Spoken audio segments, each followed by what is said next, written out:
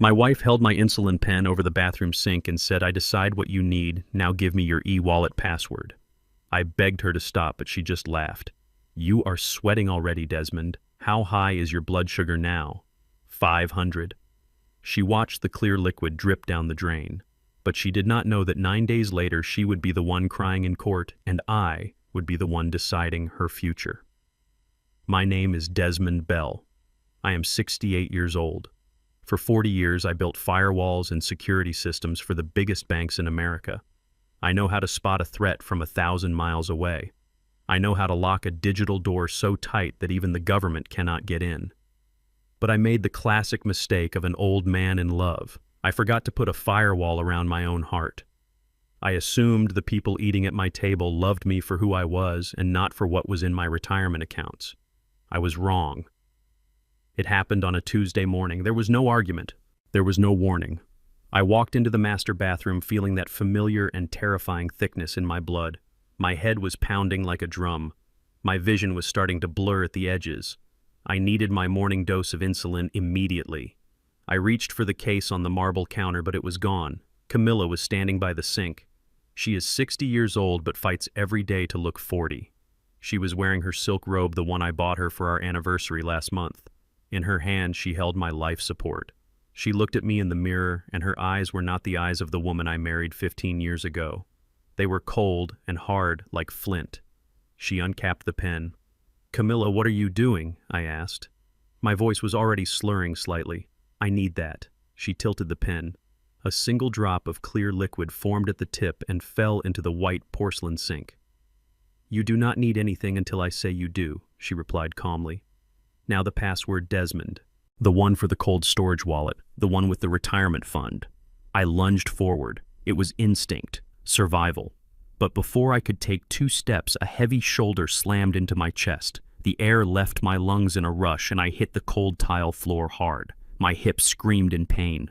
I looked up and saw Ethan, my son-in-law. He is a tall white man with a smile that always seemed too wide and hands that have never done a day of hard labor in their life. He stood over me wearing a t-shirt that said, "Crypto King." He looked down at me with a sneer of absolute disgust. "Stay down, old man," Ethan said. He kicked my cane away. It skidded across the tiles and hit the bathtub with a hollow clang. "You are not in charge here anymore." I tried to push myself up, but my arms were shaking. The hyperglycemia was setting in faster than usual, probably triggered by the stress. Sweat was pouring down my face, cold and clammy. "Ethan, please," I wheezed. "This is not a game. I could go into a coma." Ethan laughed. It was a dry, cruel sound. "That is the point, Desmond. That is exactly the point. We know you have $2 million sitting in that hardware wallet. We know you moved your pension fund into Bitcoin back in 2015. And we are tired of waiting for you to die of natural causes so we can spend it." Camilla squeezed the pen again. A steady stream of insulin squirted out, washing away down the drain. "Stop," I shouted. Or I tried to shout, but it came out as a desperate croak. "I will give it to you. Just stop." She stopped. She held the pen up, examining the remaining liquid. It was half empty now. "Write it down," she commanded. Ethan tossed a notepad and a pen onto the floor next to my face. I grabbed the pen, but my fingers were numb. I could barely feel the plastic barrel. I looked up at the bathroom door, hoping for a miracle, hoping for sanity. And there she was, Jasmine, my daughter. She stood in the doorway holding a cup of coffee. She watched me lying on the floor, gasping for air, while her husband and her stepmother tortured me. Jasmine is my biological daughter. I raised her alone for 10 years before I met Camilla. I paid for her college tuition. I paid for the down payment on her first house. I held her hand when she got her tonsils out. I thought she was the one person in this world who would never hurt me. "Jasmine, help me," I whispered. "Call 911. Jasmine took a sip of her coffee. She did not look at me. She looked at the wall. "Just give them the code, Dad," she said. Her voice was flat and devoid of emotion. "You are being selfish. You have all that money sitting there doing nothing while Ethan needs capital for his new venture. We are drowning in debt. Dad and you are just sitting on a fortune." The pain in my chest had nothing to do with my heart or my blood sugar. It was the sensation of my soul breaking. My little girl. The child I had carried on my shoulders. She was not a victim here. She was a co-conspirator. This was not a sudden argument. This was a planned coup. They had discussed this. They had agreed that my life was worth less than Ethan's failed crypto projects. I looked back at the notepad. I knew I had to think like a security engineer, not like a father. If I gave them nothing, they would let me die right here on the floor. If I gave them the real password, they would drain the account in 10 minutes, and then they would let me die anyway because I would be a witness. I needed to buy time. I gripped the pen with my shaking hand. I wrote down a string of 12 words. Ethan snatched the notepad from the floor. He pulled a laptop from his backpack, which was sitting by the door. He sat on the closed toilet lid and started typing furiously. "It is processing," he muttered. I lay on the floor, breathing in short, shallow gasps. My vision was tunneling. I saw black spots dancing in front of my eyes. "It unlocked," Ethan shouted. He looked at Camilla with greed burning in his eyes. "We are in." Camilla smiled. It was the smile of a predator that had just brought down a gazelle. She walked over to me. She grabbed my arm, roughly pinching the skin of my abdomen. "You are a smart man, Desmond," she whispered. She injected the insulin, but she pulled the needle out early. "I know my dose. I have been a type 1 diabetic for 30 years. I know exactly how long the injection needs to last. She had given me maybe 10 units. I needed 25 to counteract the high blood sugar I was experiencing. That was not enough," I gasped. "I need the full dose." Camilla stood up and smoothed her silk robe. "It is enough to keep you alive," she said coldly. "But it is not enough to make you comfortable. You are going to feel weak, Desmond. You are going to feel sick. You are going to be too dizzy to walk to the police station and too confused to call a lawyer." She kicked my leg lightly. "From now on, I decide your dosage. If you behave, you get relief. If you act out, you get sugar water. Do you understand?" I looked at them. Ethan was staring at the laptop screen, entranced by the numbers. Jasmine was still looking at the wall, refusing to meet my eyes. Camilla was towering over me like a queen. I understood perfectly. "Get him up," Ethan, Camilla ordered. "Take him to the guest room, the one with the reinforced shutters." Ethan put the laptop down. He grabbed me by the back of my pajama shirt and hauled me to my feet. I stumbled, my legs feeling like rubber. He dragged me out of the bathroom and down the hallway. I passed pictures on the wall, pictures of us at Disneyland, pictures of my graduation, pictures of Jasmine's wedding where I paid $40,000 for the reception so she could have the fairy tale she wanted. They were lies, all of them, just frames covering the holes in the drywall. Ethan threw me onto the bed in the downstairs guest room. This room used to be my office before I retired. I knew it well. I knew the window looked out onto the backyard fence. I knew the door had a heavy oak frame. He walked to the window. I saw that he had a cordless drill in his waistband. He took a piece of 2x4 wood from the floor and drilled it across the window frame, sealing it shut. The screech of the drill was deafening in the small room. He turned to me. "Do not try anything stupid, Desmond." We disconnected the landline. I jammed the Wi-Fi signal for this side of the house. "You have no cell phone. You have no internet. You are a ghost." He walked to the door. "Oh, and Dad," he said, mocking the title. "Thanks for the donation. I promise I will turn that 2 million into 10 million by next week." He slammed the door. I heard the distinct click of a deadbolt sliding into place. A deadbolt that had been installed on the outside of the door. I lay in the semi-darkness. My head was still spinning from the high blood sugar, but the small dose of insulin was starting to take the edge off the immediate crisis. My mind began to clear just a fraction. They thought they had won. They thought they had the keys to the kingdom, but they did not know two things. First, the password I gave them was for the decoy wallet. I set it up 5 years ago. It holds $500,000. A lot of money, yes. But the main wallet, the one with the bulk of my life savings and the compounded interest from my early Bitcoin investments, is hidden behind a cascading encryption key that requires my voice biometrics to access. And second, they forgot that I designed the smart home system they were currently living in. Ethan said he jammed the Wi-Fi. He is an idiot. He bought a $20 signal jammer from the internet. He does not know that the continuous glucose monitor attached to my left arm, the device that tracks my blood sugar 24/7, does not use Wi-Fi. It uses a dedicated cellular frequency to upload data to the cloud so my doctor can see it in real time. I looked at the small white disc adhered to my skin. It was flashing a tiny green light. They had taken my phone. They had taken my laptop. They had locked me in a room, but they had left me with a transmitter. I closed my eyes and focused on my breathing. I had to survive the half doses. I had to survive the betrayal, because I was about to use my own blood sugar levels to send a message that would burn their world to the ground. Hours passed. The room grew hot. The air conditioning vent seemed to have been closed. I was thirsty. A thirst so deep it felt like I had swallowed sand. That is the hallmark of high blood sugar. Your body tries to flush the sugar out and it dehydrates you rapidly. I crawled to the door and pounded on it. Water, I croaked. I need water. The door opened an hour later. Ethan stood there. He held a tray. On the tray was a glass of tap water and a plate of food. I looked at the food and realized the cruelty of their plan was just beginning. It was a stack of white bread pancakes covered in cheap syrup and a large bowl of white pasta. Carbohydrates. Pure sugar. For a diabetic in my condition, this was not food. This was poison. Eat up, Ethan said, smiling. You need your strength. If I ate this, my blood sugar would skyrocket. I could go into ketoacidosis. I could die within 24 hours. I cannot eat this. Ethan, I said. I need protein. I need vegetables. This will kill me. Ethan shrugged. This is what we have. Grocery prices are high, you know. Maybe if you gave us the password to the other accounts, we could afford steak. He knew. He knew about the decoy wallet.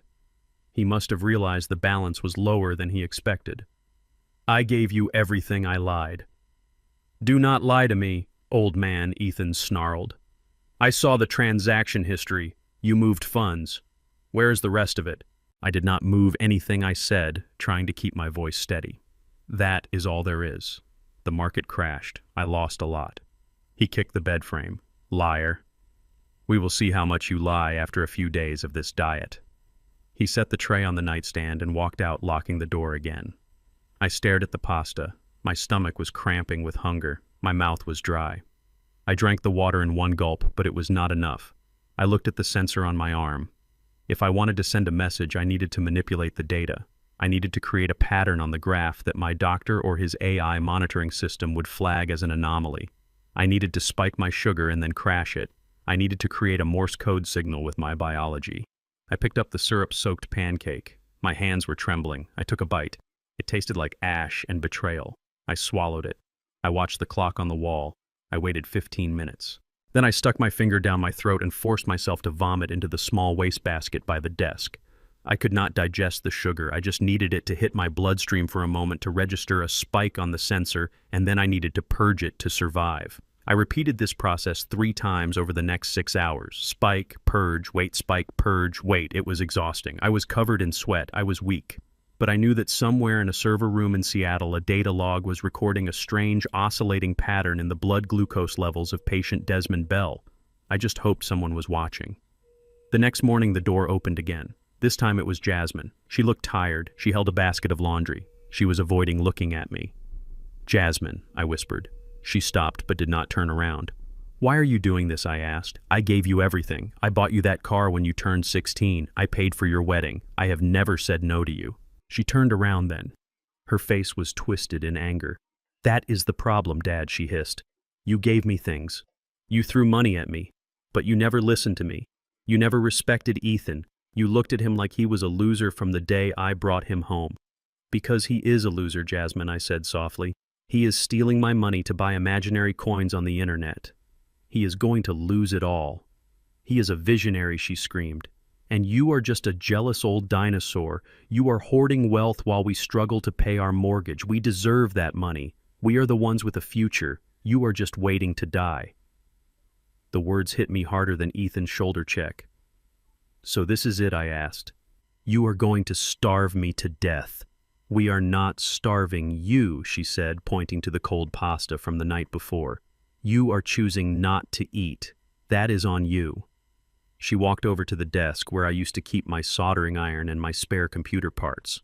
She swept them all into a trash bag. We are clearing this room out, she said. Ethan needs an office for his trading. She saw the wastebasket with the vomit. She wrinkled her nose. Disgusting, she muttered. She tied up the bag and walked out. She did not bring me water. She did not bring me insulin. I was alone again. I checked my sensor. The battery was at 40%. I had maybe 3 days of data transmission left before the device died. Once it died, I would be completely cut off. I needed to escalate the signal. I lay back on the bed. I closed my eyes. I thought about the code I had written for the bank vaults. I thought about the trapdoors I built into the software. I realized I had a trapdoor here too. The decoy wallet. Ethan had the password. He had access to $500,000. He was probably already moving it. But he did not know that the decoy wallet had a time lock trigger. I programmed it myself. If more than $10,000 is moved out of that wallet without a secondary voice authorization from my phone, within 24 hours, the system automatically sends a duress protocol email to my attorney, Ms. Harper. I checked my watch. It had been 20 hours since I gave them the password.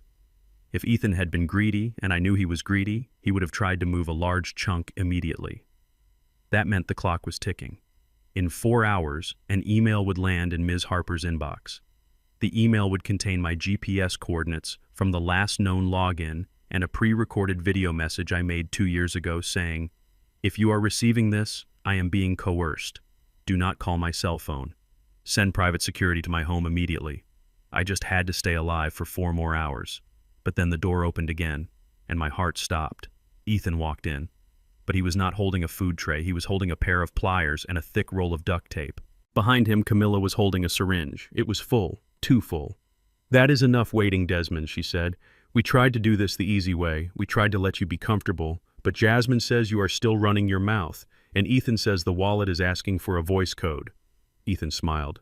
"You thought you were clever, didn't you, old man? A voice lock. Well, we are going to get that voice authorization one way or another." He snapped the pliers. I backed up against the headboard. I was weak. I was dizzy. I was outnumbered. But I was Desmond Bell, and I had one card left to play. "If you touch me," I said, my voice surprisingly steady, "I will bite my own tongue off." Ethan paused. "What if I cannot speak? You cannot get the voice authorization," I said. "And if you kill me, the wallet locks forever. It uses a dead man's switch linked to my heartbeat on this sensor." I pointed to the sensor on my arm. It was a lie. The sensor did not link to the wallet. But Ethan did not know that. He was a crypto bro, not an engineer. He believed in magic tech. Ethan hesitated. He looked at Camilla. "Is that true?" he asked. Camilla narrowed her eyes. "He is bluffing." "Are you willing to bet $5 million on it?" I asked. Ethan lowered the pliers. The greed in his eyes was warring with the violence. "Tie him up," he said to Camilla. "We will wait. The hunger will break him." They taped my wrists to the bed frame. They taped my ankles. Then they left. I looked at the clock. 3 hours until the email sent. I was dehydrated.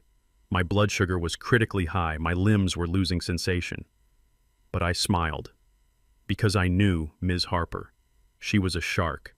And when she smelled blood, she did not call the police. She called her own people. And her people did not knock. Before I continue this story, let me know where you are watching from in the comments below. Hit like and subscribe if you have ever had to outsmart people who underestimated you. 3 hours passed. The silence in the house was heavy. I could hear them downstairs. They were arguing. Ethan was shouting about the voice code. Jasmine was crying. Then I heard it. Not a siren. Not a knock. A crash. The sound of the front door being kicked in. I heard shouting. I heard the distinct sound of a taser being deployed. Zap. A thud. Then heavy boots on the stairs. The door to my room was kicked open. The wood splintered. A man in tactical gear stood there.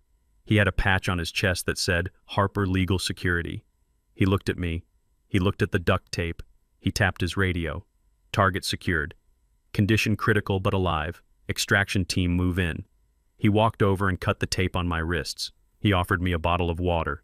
"Mr. Bell," he said, "Ms. Harper sends her regards. She says you are late for your quarterly review." I took the water. My hands were shaking, but I managed to drink. Downstairs, I heard Camilla screaming, "Get off me! You can't do this! This is my house!" I swung my legs off the bed. I tried to stand, but I stumbled. The guard caught me. "Easy, sir. We have a medic incoming." "No," I said. "Help me downstairs. I want to see them."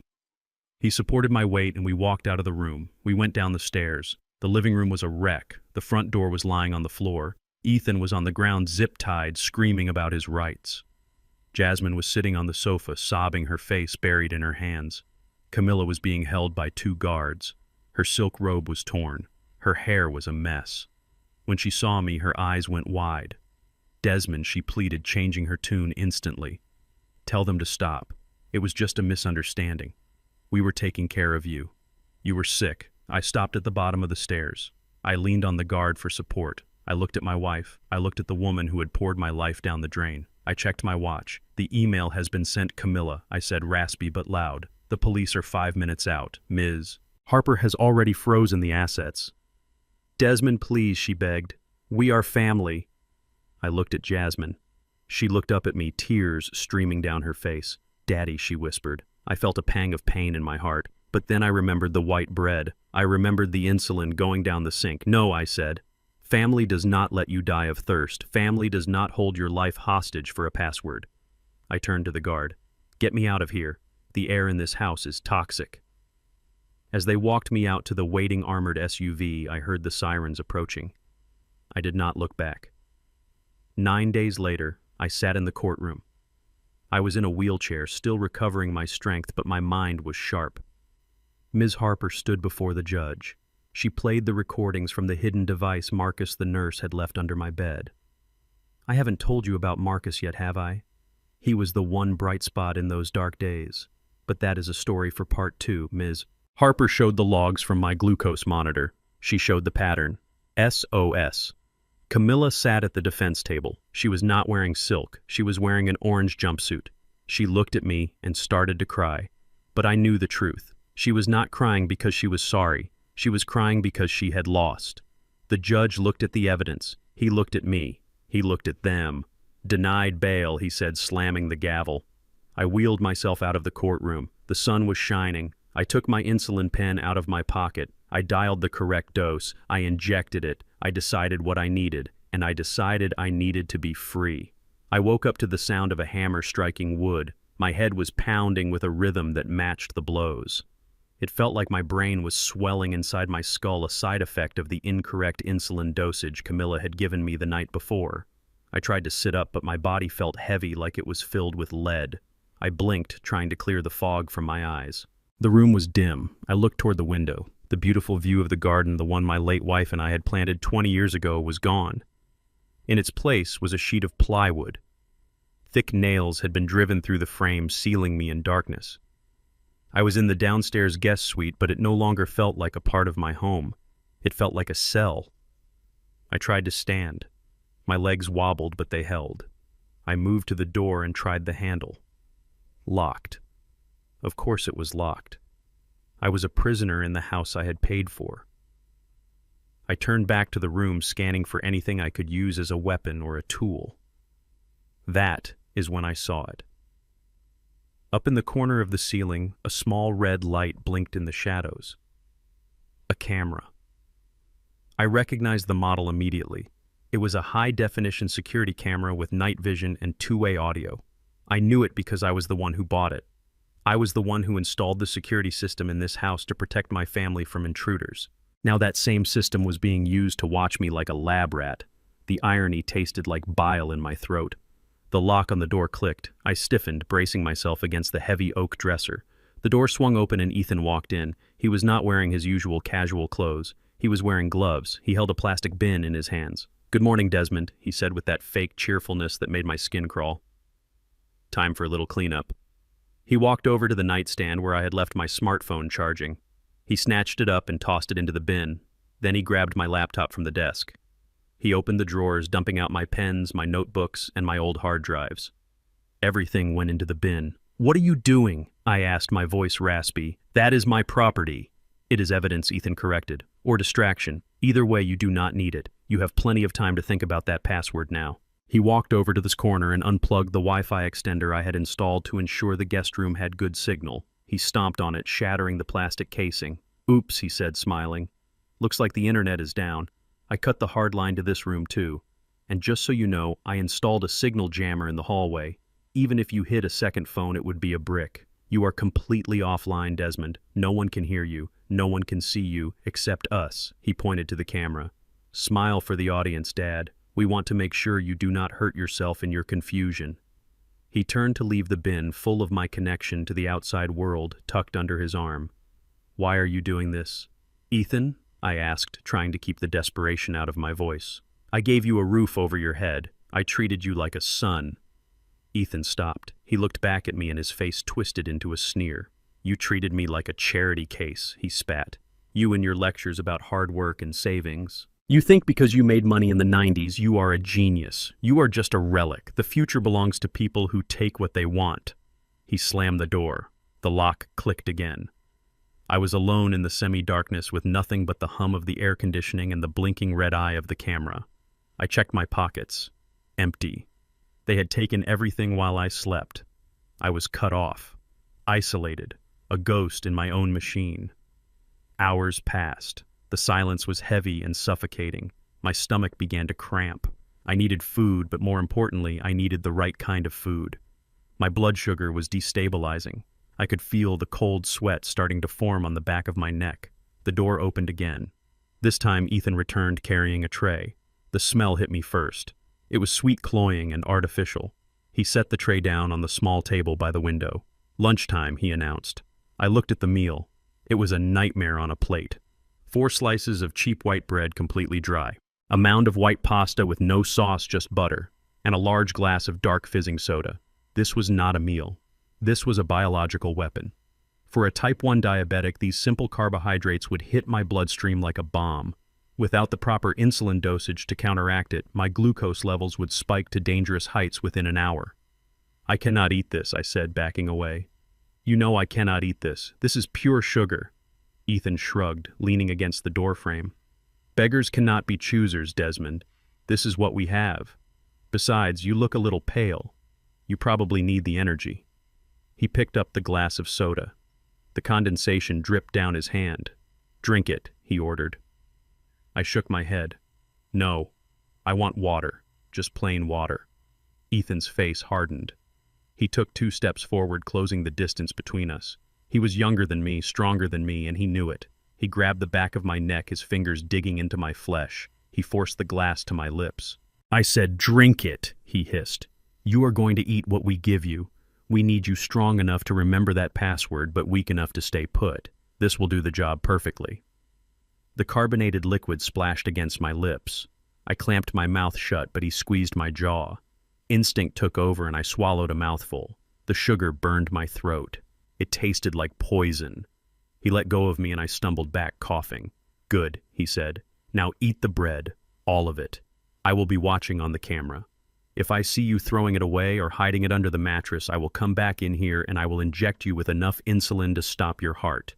Do not test me, old man." He left the room. I stood there staring at the tray of white death. My hands were shaking uncontrollably now. The small amount of soda I had swallowed was already racing through my system. I looked up at the camera. I knew he was watching. I knew he was waiting for me to defy him. I sat down at the table. I picked up a slice of white bread. It was soft and processed. I took a bite. I chewed slowly, forcing myself to swallow. I had to make it look convincing. I ate the second slice, then the third. But I did not swallow everything. I used an old trick I learned from a friend who had served in prison. I chewed the bread into a paste, and then when I pretended to wipe my mouth with the paper napkin, I spit the mass into the folds of the paper. I did it quickly, smoothly, masking the movement with a cough. I repeated the process with the pasta. I ate some just enough to keep him from storming back in, but I spit out as much as I could into the pile of napkins. I shoved the napkins into the empty soda cup and crushed it down, making it look like trash. I felt sick. The sugar I had ingested was making my head swim. My vision was getting spotty. I needed to get rid of this food before he came back to check the trash. I looked around the room. There was no bathroom attached to this guest room. I was trapped. Then I remembered the loose floorboard under the bed. It was a defect in the house's construction, one I had meant to fix years ago. I crawled under the bed, dragging the cup of spit-out food with me. I pried the board up with my fingernails. There was a small space between the subfloor and the foundation. I dumped the contents of the cup into the hole and pushed the board back into place. It was disgusting. It was degrading. But it was survival. I crawled back out and sat on the bed, breathing heavily. I had bought myself a few hours. But I knew this was only the beginning. They were going to keep feeding me this poison until my mind broke or my body gave out. I lay back on the pillows, trying to slow my heart rate. I felt helpless. They had taken my phone. They had jammed the signal. They had boarded the windows. I was a security expert and I had been completely neutralized. Or so I thought. I rolled up my sleeve and looked at my left arm. Attached to the back of my tricep was a small white disc about the size of a quarter. My continuous glucose monitor, or CGM. It measures my blood sugar levels every 5 minutes and sends the data to a receiver. Usually that receiver is my phone. But Ethan had taken my phone. However, I remembered something. Something that Ethan, the arrogant crypto investor, did not know about hardware. This specific model of CGM was the newest generation. I had been part of the beta test group for it. It was designed for patients in rural areas with poor internet. It did not just rely on Bluetooth or Wi-Fi. It had a built-in emergency uplink, a low-frequency narrow-band cellular transmitter that connected directly to a global satellite network dedicated to medical telemetry. It was designed to work anywhere on Earth independent of local networks. Ethan had jammed the Wi-Fi. He had jammed the standard cell frequencies. But he had not jammed the satellite uplink because he did not know it existed. I looked at the tiny sensor. It was flashing a slow, steady green light. It was transmitting. Somewhere in a cloud server, my blood sugar data was being logged. My doctor, Dr. Sterling, had access to that log. He checked it once a week. But once a week was too slow. I would be dead by then. I needed him to check it now. I needed to trigger an alarm. The system was programmed to send an alert to my doctor if my readings went critical, too high or too low. But if I just let my sugar go high, Ethan would win. I would go into a coma.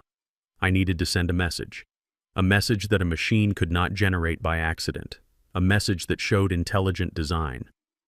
I looked at the graph in my mind. Blood sugar levels are usually a wave rising and falling gently. I needed to make spikes, sharp, unnatural spikes. If I ate the sugar, my levels would shoot up. If I purged or did intense exercise, they would drop. I could draw with my blood. I could create a pattern on the graph. A high spike followed by a sharp drop. Then another spike. Then another drop. Morse code. Short spike. Short spike. Short spike. S. Long duration, high sugar. Long duration. Long duration. O. Short. Short. Short. S. S. O. S. It was dangerous. It was reckless. Manipulating my body chemistry like this could cause a seizure. It could stop my heart. But it was the only line of communication I had left. I looked at the camera again. The red light blinked at me, mocking my captivity. "You think you cut the line, Ethan," I whispered to the empty room. "But you forgot one thing. I am the signal." I reached for the last slice of white bread I had hidden in my pocket. I took a bite. I swallowed. The work began now. I would turn my own suffering into a beacon, and I would make sure that when Dr. Sterling saw that graph, he would see not a sick old man, but a desperate plea for help written in the ink of my own blood. I closed my eyes and prepared for the war that was about to take place inside my veins. The headache was blinding. It felt like a railroad spike being driven into my temple. My vision was swimming in and out of focus, a side effect of the dangerous game I was playing with my own blood sugar. I had spent the last 6 hours forcing my glucose levels up and down, trying to etch a desperate SOS into the digital cloud. But now, as the sun began to set, casting long orange shadows across the floor of my prison cell, I felt the toll it was taking. My mouth was dry as dust. My limbs felt heavy and useless. The lock on the door clicked. I stiffened, pushing myself up against the headboard. It was Jasmine. My daughter walked in carrying a bucket of cleaning supplies and a fresh roll of trash bags. She did not look at me. She kept her eyes focused on the floor, on the mess I had made hiding the food. She started picking up the crumpled napkins I had spit the pasta into. She moved with mechanical efficiency, like a hotel maid cleaning up after a difficult guest. "Jasmine," I whispered. My voice was cracked and weak. "Look at me." She ignored me. She tied up the trash bag with a sharp, violent motion. "Jasmine, please," I said louder. "I am your father. I paid for your degree. I paid for the down payment on your house. Why are you letting them do this to me?" She froze. Her back was to me, but I saw her shoulders tense. She slowly turned around. Her face was not the face of the little girl I used to take for ice cream. It was a mask of pure, unadulterated resentment. "You paid for the down payment," she repeated, her voice low and trembling. "You paid $20,000, Dad. Do you know how much that house cost? $500,000. Do you know what the mortgage payments are? $3,000 a month. I blinked, confused by her anger. I gave you what I could, Jasmine. I wanted you to be independent. Independent, she laughed, a harsh, bitter sound. You sat on a mountain of Bitcoin, Dad. You bought it back in 2015 when it was nothing. I remember you talking about it at dinner, boring us to tears with your security protocols and your blockchain theories. You watched that account grow into millions. Millions. And while you watched your numbers go up, Ethan was drowning. She took a step toward the bed. Her eyes were wet, but there was no sadness in them, only rage. Ethan had a vision, she spat. He wanted to launch his own exchange. He needed seed money. Just $200,000. That is all he asked for. And you said no. You said it was too risky. You said he needed a business plan. You humiliated him, Dad. You looked at him like he was a child playing with Monopoly money. Because he was, I said softly. He lost everything, Jasmine. I tried to warn you. He lost it because he did not have enough capital to weather the dip, she screamed. If you had given him the money, he would be a billionaire by now. We would be set for life. Set. But no. You hoarded it. You kept it in that cold wallet like a dragon sitting on gold. You let us struggle. You let us fight about money every single night while you sat in this paid-off house planning your cruises. The truth was finally out. It was not just about the debt. It was about envy. It was about the narrative she had built in her head where I was the villain for not funding her husband's gambling addiction. She did not see my thrift as wisdom. She saw it as malice. You are my daughter, I said, feeling a tear roll down my cheek. I was saving it for you, for your future, for your children. I do not want it when I am 50, she hissed. I want it now. I deserve it now. I am the one who visits you. I am the one who listens to your stories. I earned that money. She glared at me, her chest heaving. And now you are going to give it to us. All of it. And if you have to suffer a little bit to learn how to be generous, then so be it. Maybe now you know what it feels like to be helpless. She turned back to her cleaning. She grabbed the empty soda cup I had crushed. As she reached for it, her eyes caught something. She stopped. She looked at my left arm. I had rolled up my sleeve earlier to check the sensor to make sure the green light was still blinking. In my exhaustion, I had forgotten to roll it back down. The white disc of the continuous glucose monitor was visible against my dark skin. The tiny green LED pulsed once. Jasmine stared at it. Her eyes narrowed. "What is that?" she asked. "It is my monitor," I said, quickly pulling my arm back. "It just checks my sugar. You know that. I have worn one for years." She took a step closer. She looked from the sensor to my face, then to the window where the signal jammer was supposedly blocking everything. "Why is it blinking?" she asked. "It always blinks." I lied. "It is just measuring." She reached out and grabbed my wrist. Her grip was surprisingly strong. She leaned in, inspecting the device. "Ethan said he killed the Wi-Fi," she muttered. "He said no electronics. It does not use Wi-Fi." I said, my heart hammering against my ribs. "It uses Bluetooth to the phone you took. It is useless without the phone, Jasmine. It is just a piece of plastic right now." She looked at me. She saw the sweat on my forehead. She saw the fear in my eyes. She knew me too well. She knew when I was trying to outsmart someone. "You are lying," she whispered. "You are doing something with this. That is why you are not eating. That is why you look like you are calculating something." "No, Jasmine, please," I begged. "It is medical equipment. If you take it off, I could die.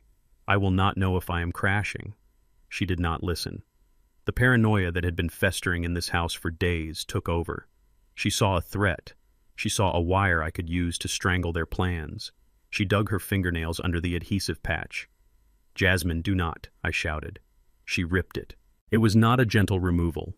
The sensor is attached to the body with a small filament that goes under the skin and a strong medical adhesive meant to stay on for 14 days. She tore it off like she was starting a lawnmower. I screamed.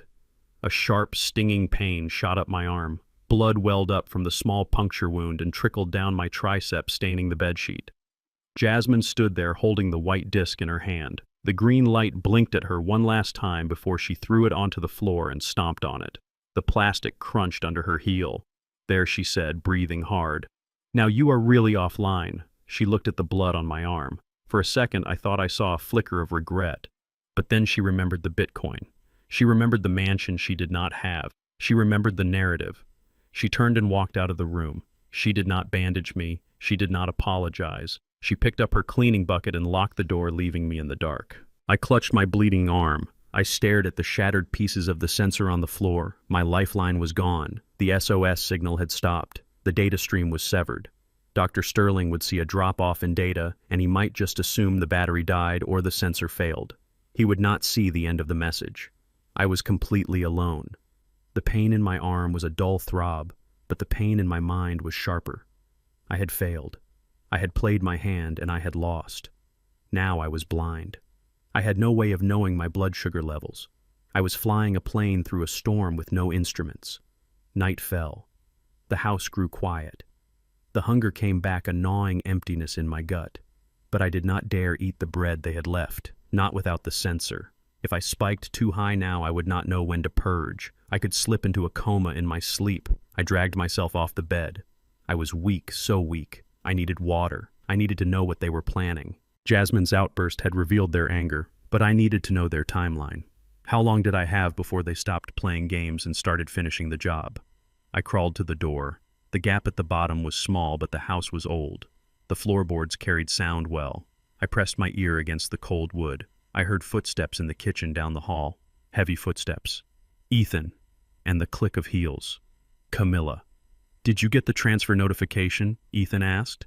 His voice was tense. "No," Camilla replied. "The wallet shows zero balance.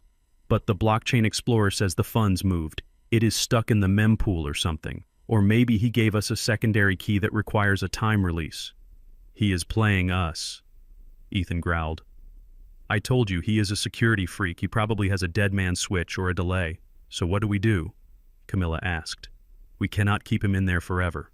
Jasmine is getting jittery. She came out of there shaking today. She said he was trying to use his medical device to signal someone." "She broke it," Ethan said. "It is fine. He is dark." "But for how long?" Camilla's voice dropped lower, taking on a sinister edge. "We cannot feed him pasta for a month. People will start asking questions. He has a dentist appointment next week. He has a haircut scheduled. We need this done." I pressed my ear harder against the floor, holding my breath. 3 days, Ethan said. My blood ran cold. 3 days, he repeated. We give him 3 days to cough up the bypass code or whatever trick he is using to hold the money. We starve him. We dehydrate him. We let the ketoacidosis set in. It is painful. It will break him. And if he does not break, Camilla asked. Then we finish it, Ethan said. We give him a bolus, a massive dose of insulin, enough to drop his sugar to 0 in 10 minutes. He goes to sleep, he does not wake up. We call 911. We say he was confused. He was old. He miscalculated his dose because of his failing eyesight. It happens all the time. An accidental overdose. Camilla was silent for a moment. Then I heard the clink of a wine glass. 3 days, she said. If the money is not in our account by Friday midnight, he has an accident. I slumped back against the bed frame.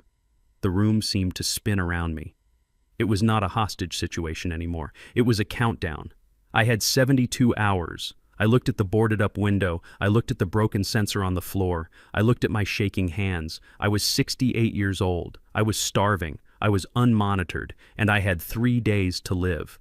But as I sat there in the dark, a cold rage began to replace the fear. They thought I was a helpless old man. They thought I was just a source of funds. They forgot that before I was a rich man, I was a poor man who fought his way out of the projects in Chicago. They forgot that I had survived worse things than hunger. They wanted a war. They wanted to play games with my life. Fine. I crawled back onto the bed. I needed to conserve energy. I needed to think. I needed an ally. And I remembered Marcus, the young nurse Camilla had hired to keep up appearances for the neighbors. He came every other day to check my vitals and change my sheets. He was coming tomorrow morning. Camilla thought he was just a paid employee. She thought he was too young and too scared to ask questions. But I had seen his eyes the last time he was here. I had seen the way he looked at the boarded window. I had seen the way he hesitated when Camilla told him not to speak to me. Marcus was my only chance. I closed my eyes and began to formulate a plan. I would not die in this room. I would not let them win. I would survive. And I would make sure that when Friday midnight came, it would not be my life that ended, but their freedom. The morning sun did not reach my room. The plywood Ethan had drilled over the window turned the day into a perpetual gray twilight. I lay on the mattress shivering despite the heat. My arm, where Jasmine had ripped the sensor off, was throbbing with a dull, infected heat. My stomach had stopped growling hours ago, replacing the hunger with a hollow nausea. I was fading. I knew the signs. The dehydration was thickening my blood, making my heart work double time just to push the sludge through my veins. Then the lock clicked. I did not move. I expected Ethan with his tray of poison or Jasmine with her mop. But when the door swung open, I saw a silhouette that made my heart leap. It was Marcus.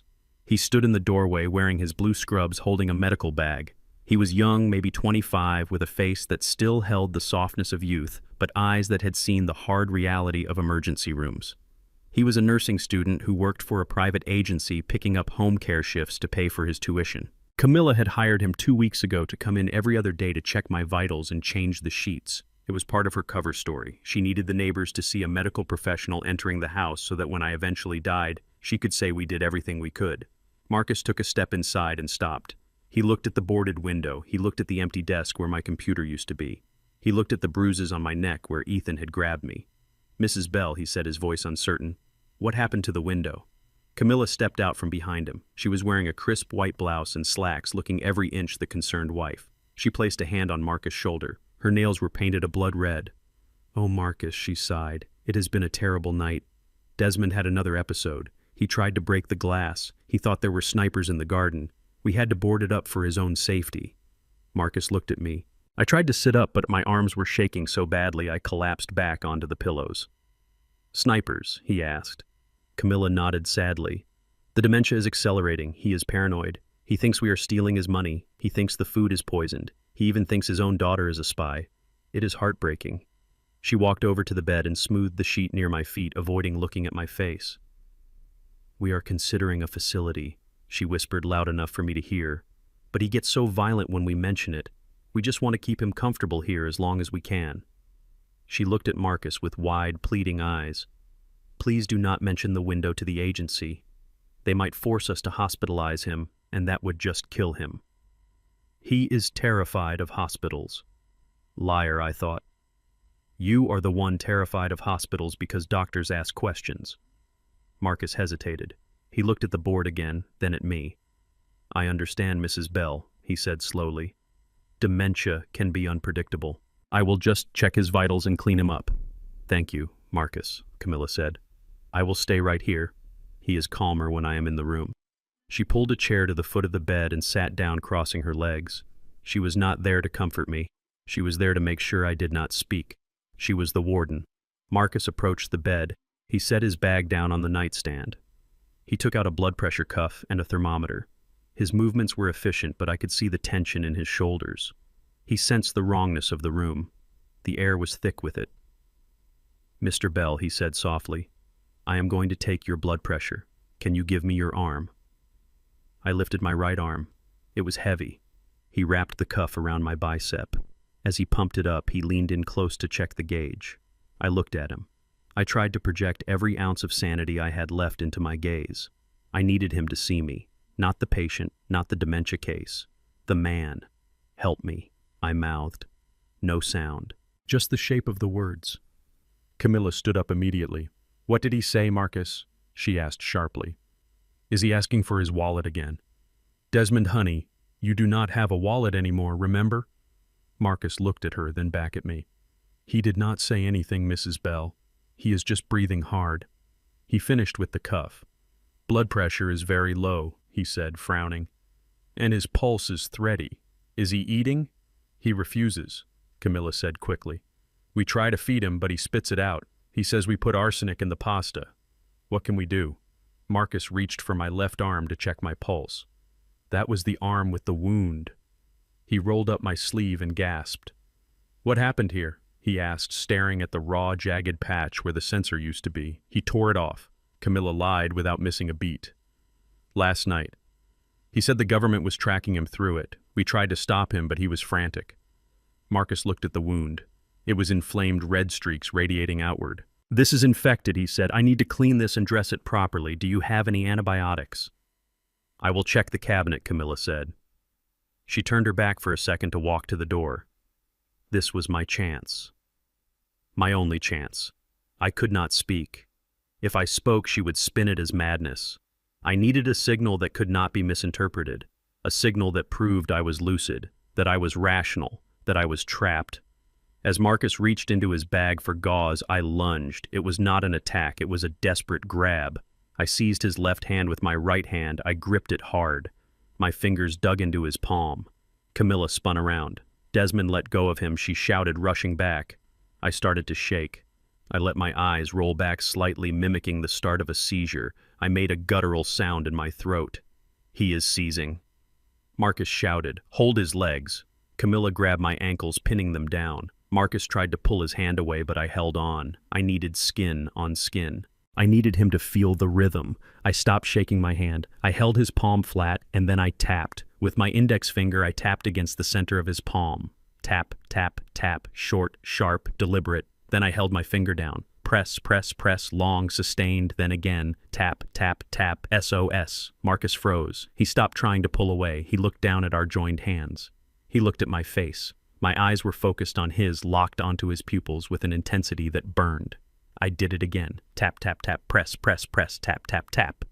I saw the realization hit him. He was a medical student. He knew patterns. He knew that a seizure was chaotic, random firing of neurons. This was ordered. This was language. I saw his breath hitch. He looked at Camilla, who was struggling with my legs, her face twisted in exertion and annoyance. She did not see my hand. She did not feel the message. I switched codes. I needed him to know who to call. Tap, press, press, tap. P, press, press, press. O, tap, press. Tap, tap. L, tap, tap. I, press, tap, press, tap. C, tap. E, police.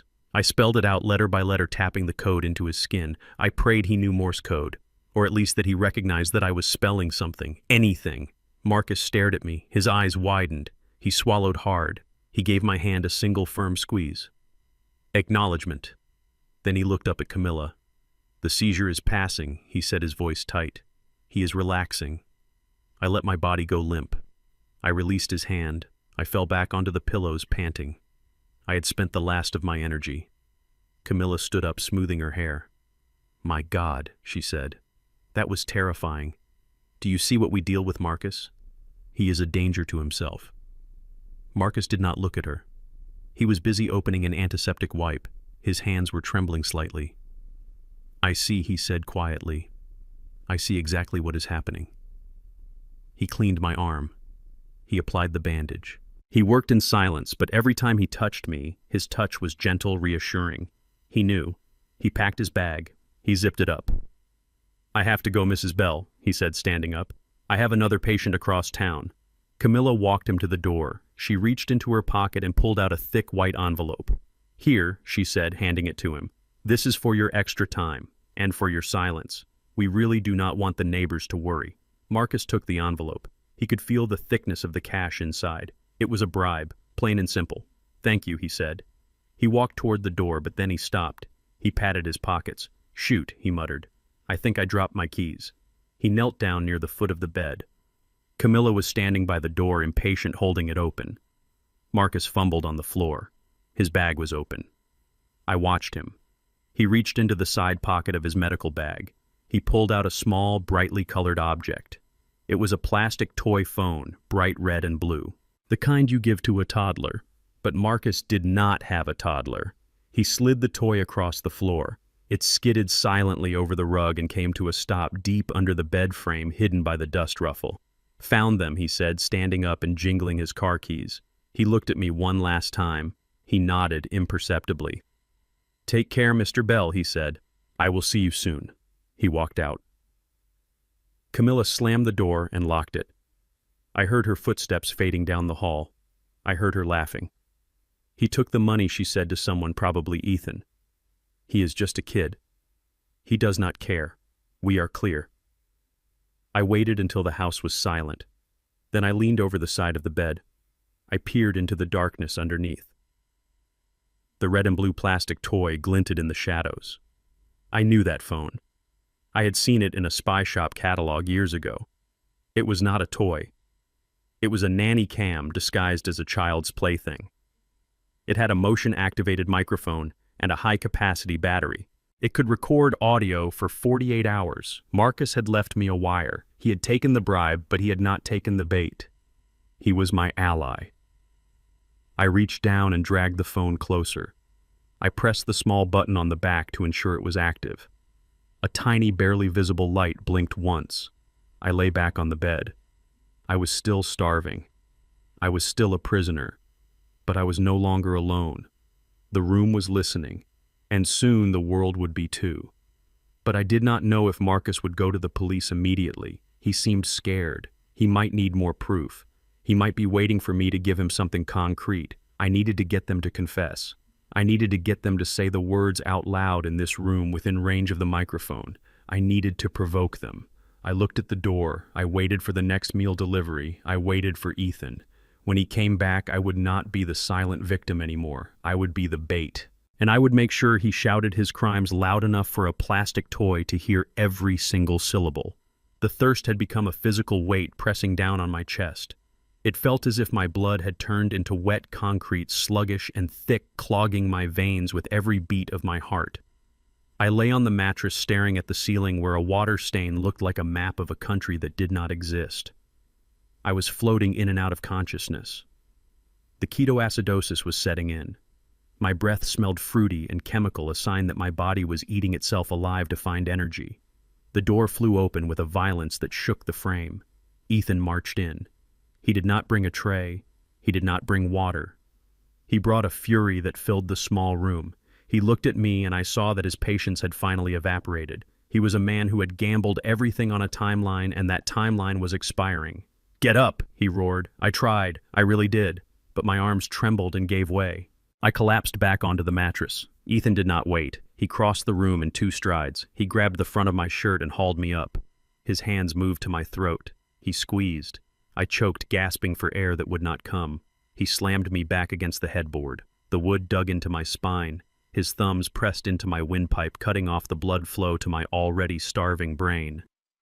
"I am done playing nurse," he hissed into my face. His breath smelled of stale coffee and fear. "You think you can wait us out? You think we are going to get scared and call an ambulance? We are not. If you do not give me that password right now, I will squeeze until something pops. And then we will take your finger and unlock your phone ourselves after you are dead." My vision went red at the edges. I clawed at his hands, but my grip was weak, like a child fighting a giant. I looked into his eyes and saw the truth. He was not bluffing. He was terrified of his debt collectors more than he was terrified of murder. He was going to kill me right here on this bed. I gagged. I tapped his arm. The universal sign of submission. He did not let go immediately. He held on for 3 more seconds, letting me feel the proximity of death. Then he released me. I slumped forward, coughing violently, my lungs burning. I sucked in air that tasted like dust and survival. "Talk, Ethan," commanded, standing over me. I looked up at him.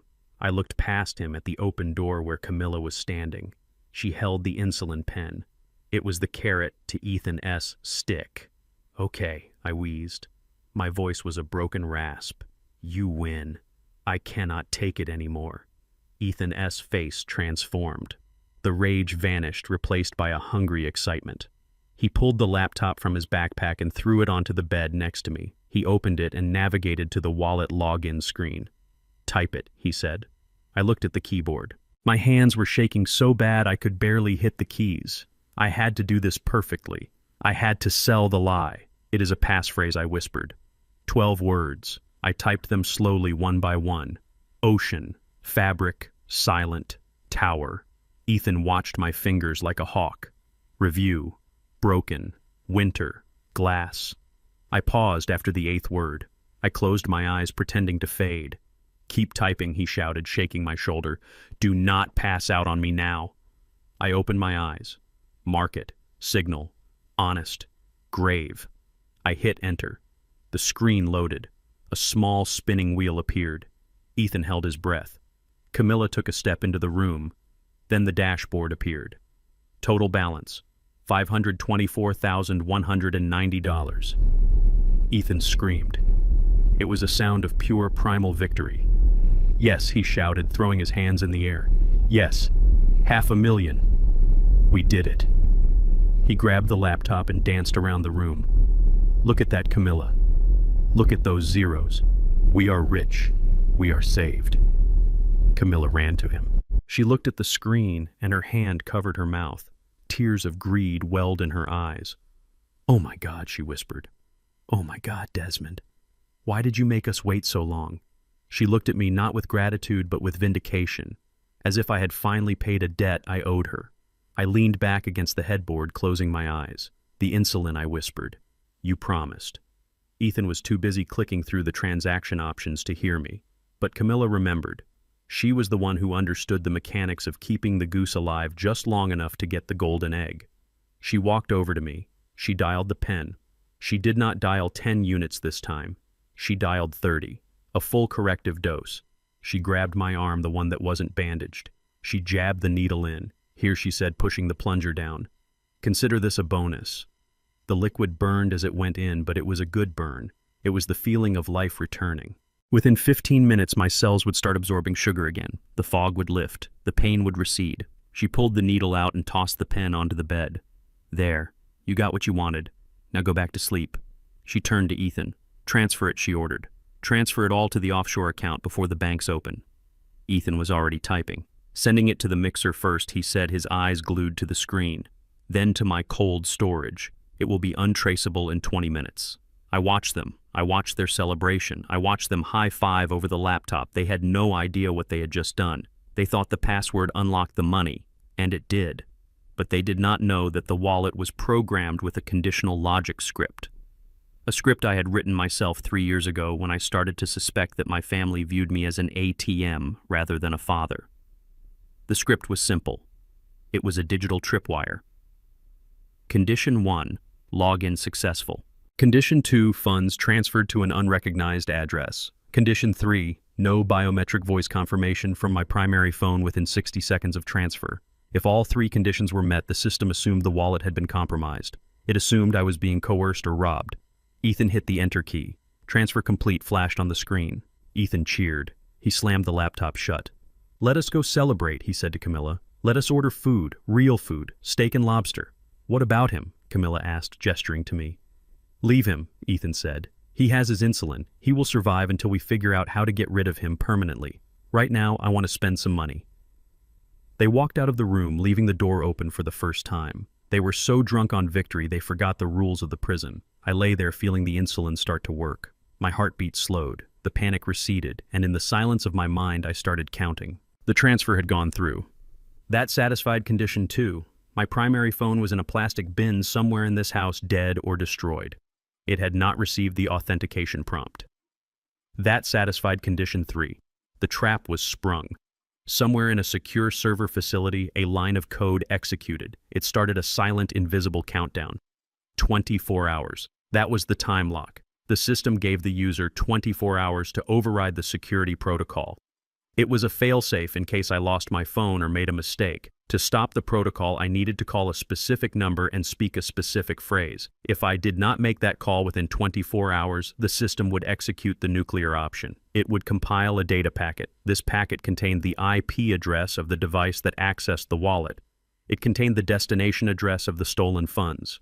It contained a log of every login attempt. And most importantly, it contained a pre-recorded video file I had made. A video where I looked into the camera and said, "If this video is being sent, it means my funds have been drained under duress. The people responsible are likely my immediate family. I am in danger. Please execute Protocol Phoenix." This packet would be encrypted and emailed to 3 recipients.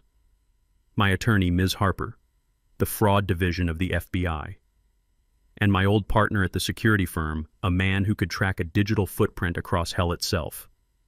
Ethan and Camilla were upstairs popping champagne. They were celebrating their new fortune. They were planning vacations and car purchases.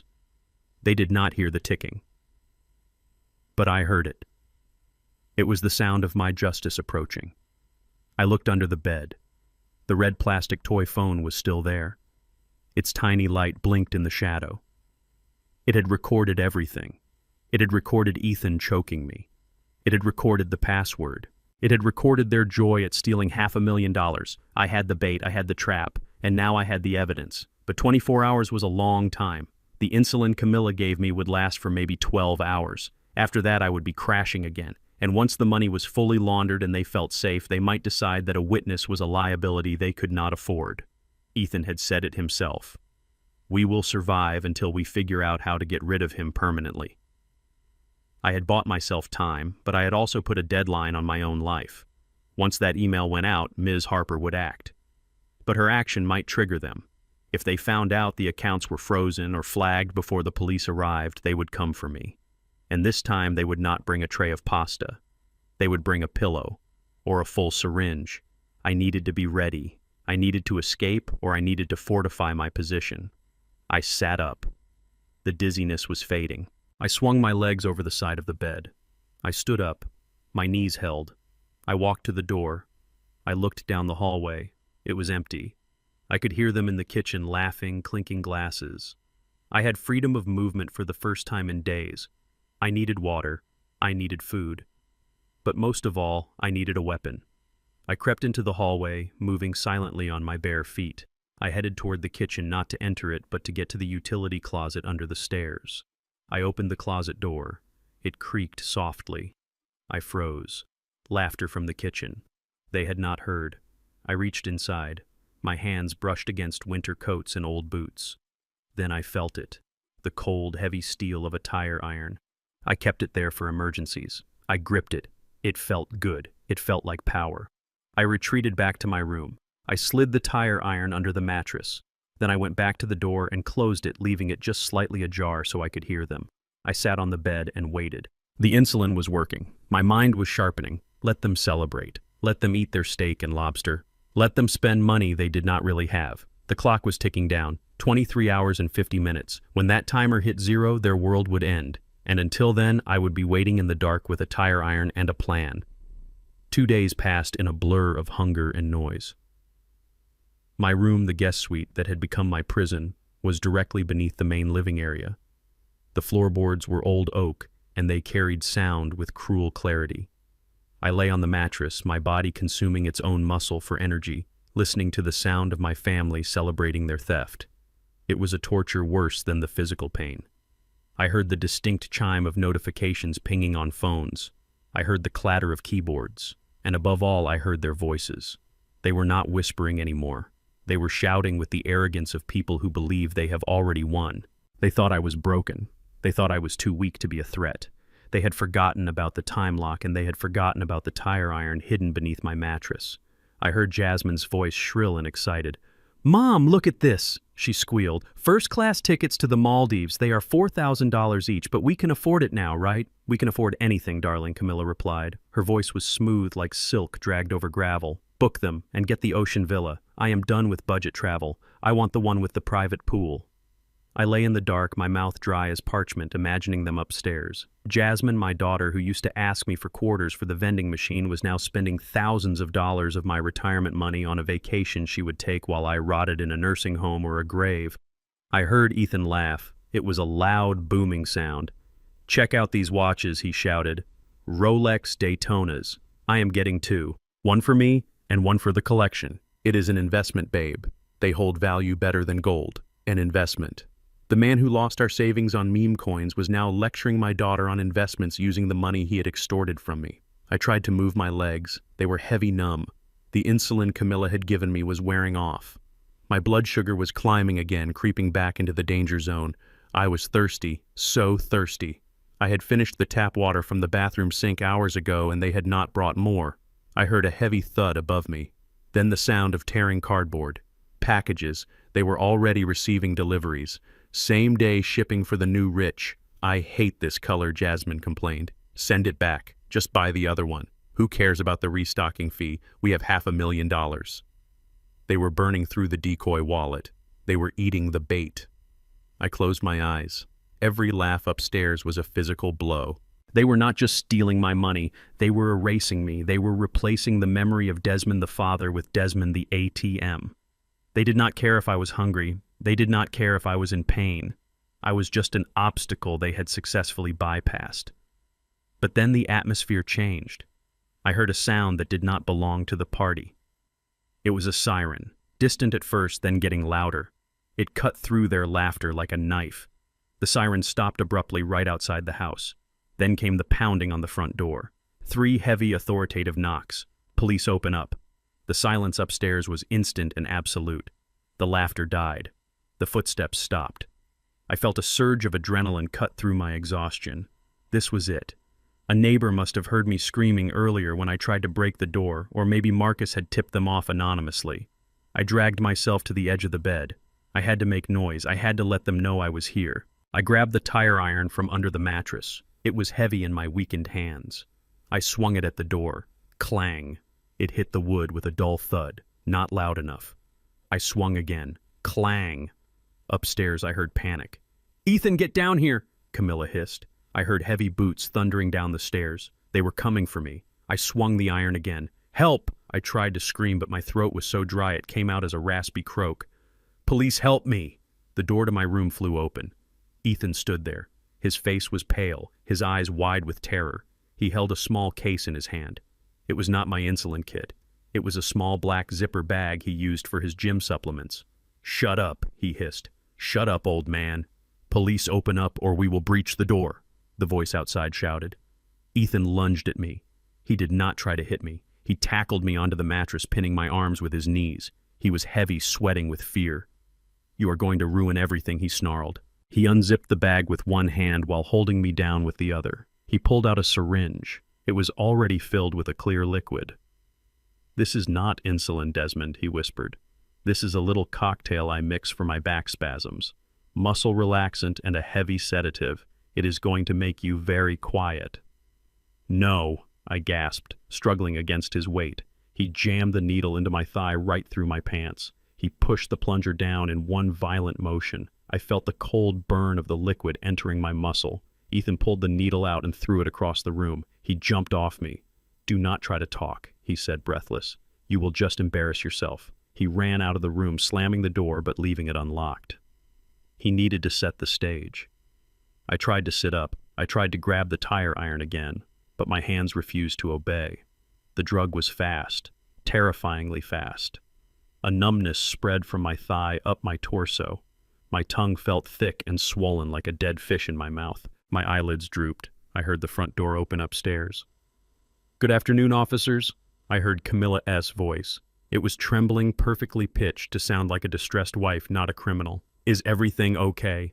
"Ma," and we received a report of screaming from this address, the officer said. A neighbor called it in, said it sounded like someone was in distress.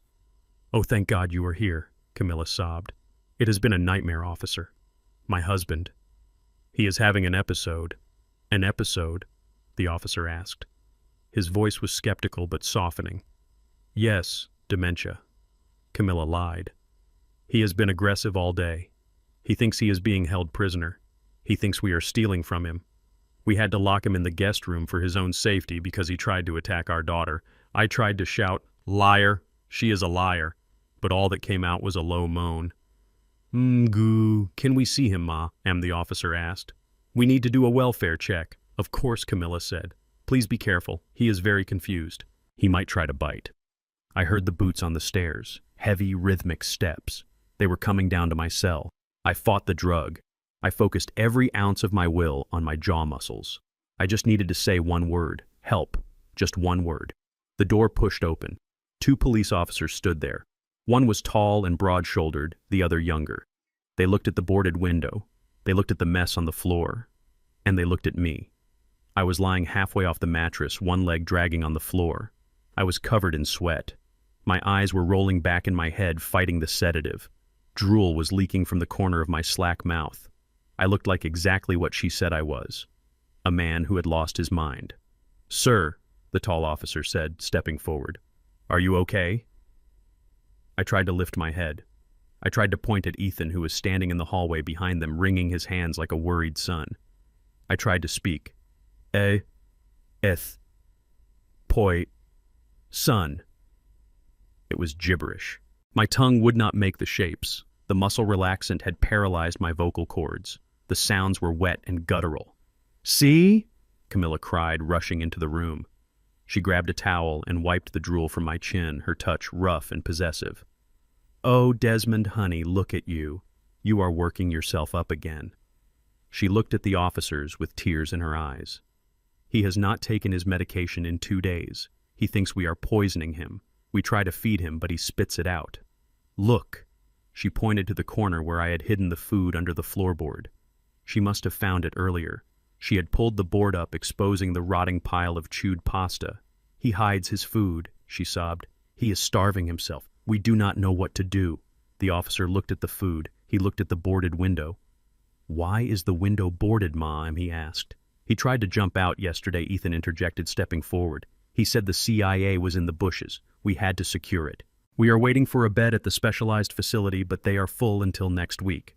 The officer looked back at me. I was trying to focus my eyes on his badge number. I wanted him to see the intelligence behind the paralysis. I wanted him to see that I was trapped inside my own body. I lifted my hand. It trembled violently. I reached toward the officer. He took a step back, his hand resting on his taser. Easy, sir, he said. We are not going to hurt you. I wanted to grab his pen. I wanted to write. But my fingers curled into a claw, useless and spasmodic. He seemed sedated, the younger officer noted. We had to give him something to calm him down, Camilla said quickly. The doctor prescribed it, just to help him sleep. Otherwise he screams for hours. The tall officer sighed. He relaxed his stance. He saw a tragedy, not a crime. He saw a loving family struggling with a sick patriarch. I understand, Ma, he said. My father went through something similar. It is hard. It is the hardest thing we have ever done, Camilla wept, burying her face in Ethan's shoulder. We just want him to be safe. I felt a tear leak from my eye.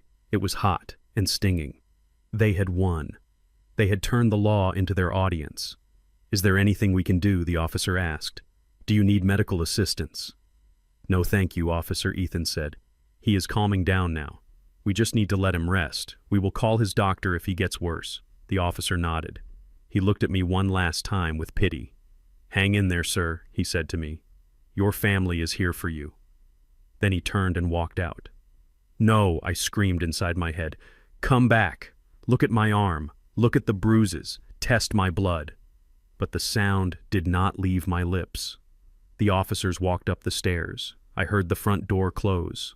I heard the engine of the patrol car start up and drive away. Ethan let out a long, shaky breath. He leaned against the doorframe, wiping sweat from his forehead. That was close, he whispered. Too close. Camilla stopped crying instantly. Her face hardened into a mask of pure cold rage. She turned to look at me. You tried to scream, she hissed. After everything we did to keep you comfortable, you tried to get us arrested. She walked over to the bed. She slapped me. It was not a hard slap, but it was humiliating. You ungrateful old man. You want to play games. Fine. No more food, no more water, and no more sedatives. You are going to stay awake, and you are going to suffer until that money clears. She grabbed the door handle. Ethan, board up the hallway door too, she ordered, and turn up the sound system. If he screams again, I want the neighbors to think we are watching an action movie. They left. The door slammed. The lock clicked. I lay in the dark, paralyzed, drooling, defeated. The drug was pulling me down into a black hole of unconsciousness. I fought it, but I was losing. I closed my eyes. I was going to die here. The police had come and gone. My last hope was extinguished. But then, as my vision faded to black, I saw something. Through the crack in the plywood covering the window, a tiny beam of sunlight pierced the room. And in that beam of light, I saw movement outside. I forced my heavy eyelids to stay open for 1 second longer. There was a face pressed against the glass on the outside of the window between the plywood slats. It was Marcus. He was crouching in the bushes, holding his phone up. The lens was pointed right at the crack. He had seen it. He had seen the police leave. He had seen Camilla's miraculous recovery from grief to rage. He had seen the slap. He held up a hand. He pressed it against the glass, 5 fingers spread wide. Then he made a fist. Solidarity. He did not run away. He did not leave. He sank back into the bushes, disappearing from view, but I knew he was still there. The drug took me then. I slid into the darkness. But for the first time since this nightmare began, I did not feel fear. I felt something dangerous. I felt something cold. I felt the first stirrings of victory, because the police had left, but the witness remained. And when I woke up, I would have 24 hours to burn their world down. The time lock was ticking. And now I had an army of one waiting in the garden. I woke up to the sound of my own heart beating against my ribs. It was a slow, heavy thud that echoed in my ears like a war drum. The sedative Ethan had injected into my thigh was wearing off, leaving behind a chemical hangover that made my thoughts sluggish and thick. I blinked in the darkness. My mouth tasted like copper and old dust. I tried to move my fingers. They twitched. The paralysis was fading, but the weakness remained. I turned my head toward the digital clock on the nightstand. It was gone. Ethan had taken it along with everything else. But I had spent 40 years working in server rooms without windows. I had an internal clock that was rarely wrong. I estimated it was just past 1 in the morning. That meant the time lock on the decoy wallet was ticking down into the critical zone. I closed my eyes and visualized the code I had written. The conditional logic script was running on a remote server waiting for my input. If I did not authenticate my identity within the 24-hour window, the system would execute the failsafe. It would send the data packet to Ms. Harper. But as I lay there in the dark, a terrifying realization hit me, a flaw in my own design. The data packet was just an email. A very important email, yes, but still just digital text and a pre-recorded video file from 2 years ago. Spam filters had become aggressive in the last year. Ms. Harper's firm used a high-security firewall for their incoming mail. An automated message from a dormant server might be flagged as a phishing attempt. It might go straight to her junk folder. Or worse, her secretary might see it, delete it, and think nothing of it until it was too late. I needed to upgrade the alert. The system had a secondary trigger, a voice print authentication. If I could log in and speak a specific passphrase, the system would flag the email as verified distress priority 1. It would bypass the firewall. It would send a push notification directly to Ms. Harper's personal device, bypassing her staff entirely. It would wake her up. But to do that, I needed a phone. A real phone with an internet connection. The toy phone under the bed was a recording device, not a transmitter. It was gathering evidence, but it could not send it. I was sitting on a mountain of proof with no way to ship it to the world. My anxiety began to spike. My blood sugar was climbing again, fueled by the stress hormones flooding my system. I could feel the thirst returning, that terrible dry heat in the back of my throat. If I did not get that signal out before the timer expired at 10 in the morning, the email might be lost in the digital void. And I would die in this room waiting for a rescue that never came. I needed a miracle. And then I heard a scratch. It came from the bathroom. The guest suite had a small ensuite bathroom. Ethan had checked it for windows, but he had been lazy. There was a small ventilation window high up on the wall above the shower. It was narrow, barely wide enough for a child. He had glanced at it, seen it was latched, and ignored it, assuming I was too old and stiff to reach it. But he did not know that 2 days ago, before the police arrived, during that brief window of time when I had freedom of movement, I had used the handle of a toilet brush to pop the latch open. I had left it just a crack ajar, a tiny sliver of hope. The scratching sound came again, like a branch rubbing against the glass. But there were no trees on that side of the house. I dragged myself off the mattress. My legs felt like they were made of sand. I crawled across the floor. The carpet burned my elbows. I reached the bathroom door and pushed it open. The room was pitch black, but up high near the ceiling I saw a shadow moving against the faint moonlight outside. The window slid open. A hand appeared, then an arm, then a face. It was Marcus. He was squeezing himself through the narrow opening. It was a tight fit. I heard the fabric of his shirt tearing. I heard him grunt with effort. He was risking everything. Breaking and entering, trespassing. If Ethan heard him, if Ethan came down with his gun, Marcus would be dead. He tumbled into the shower stall with a soft thud. He froze, listening. Upstairs, the floorboards creaked. Ethan was pacing. He was awake, probably watching the crypto markets, obsessing over his stolen fortune. Marcus stayed still for a long minute. When the pacing upstairs stopped, he stepped out of the shower. "Mr. Bell," he whispered. "I am here." I croaked from the floor. He knelt beside me. In the dark, I could see the whites of his eyes. He looked terrified. He was shaking. "I saw the police leave," he whispered hurriedly. "I saw her hit you." "I could not leave you here, sir. I went home and I tried to sleep, but I could not. My grandmother raised me, sir. If someone did this to her, I would burn the city down." He reached into his pocket. "I brought you this." He pulled out a smartphone. It was his personal phone. The screen lit up, illuminating our faces in a ghostly blue glow. The signal bars were full. Ethan's jammer was in the hallway. The bathroom was on the far exterior wall of the house. The signal was weak, but it was there. 1 bar of LTE. I grabbed the phone. My hands were trembling so hard I almost dropped it. "Thank you, son," I whispered. "You just saved my life." "Call 911, Marcus said, urgency in his voice. "Call them right now. Tell them you are being held hostage. Tell them about the insulin. I will testify. I will wait right here with you." My thumb hovered over the dial pad. I wanted to call. I wanted to hear the sirens again. I wanted men with badges to kick down the door and drag my family away in chains. But then I remembered the gun. Ethan had a pistol, a Glock he had bought illegally from a friend 3 months ago because he was paranoid about his debts. He kept it in the nightstand upstairs. If I called 911, the police would come to the door. They would knock. Ethan would panic. He was unstable drunk on power and fear. If he saw the police again, he might not open the door. He might come down here to silence the witness. Or he might start shooting. A hostage situation. A standoff. I could not risk a shootout. Not with Marcus here. Not with my body in this condition. I would be a casualty. "No police," I said. Marcus looked at me like I was crazy. "What, why?" "They are killing you, sir." "Ethan has a gun," I said. "If the police knock, he will use it. We need a surgical strike. We need professionals who know the layout and who do not knock." I opened the browser on Marcus' phone. My fingers flew across the keyboard, muscle memory taking over. I navigated to a secure login page that looked like a boring cloud storage site. It was the portal for Harper Legal Security. Ms. Harper was not just a lawyer, she was a fixer. She handled high-net-worth clients who had problems the police could not solve quietly. 10 years ago, when I first made my fortune, I bought a kidnap and ransom insurance policy through her firm. It included a private extraction team. I typed in my username. I entered the password. Then the screen changed. Voice authentication required. Please speak your passphrase. This was it, the moment of truth. I held the phone up to my face. I needed to sound clear. I needed to sound alive.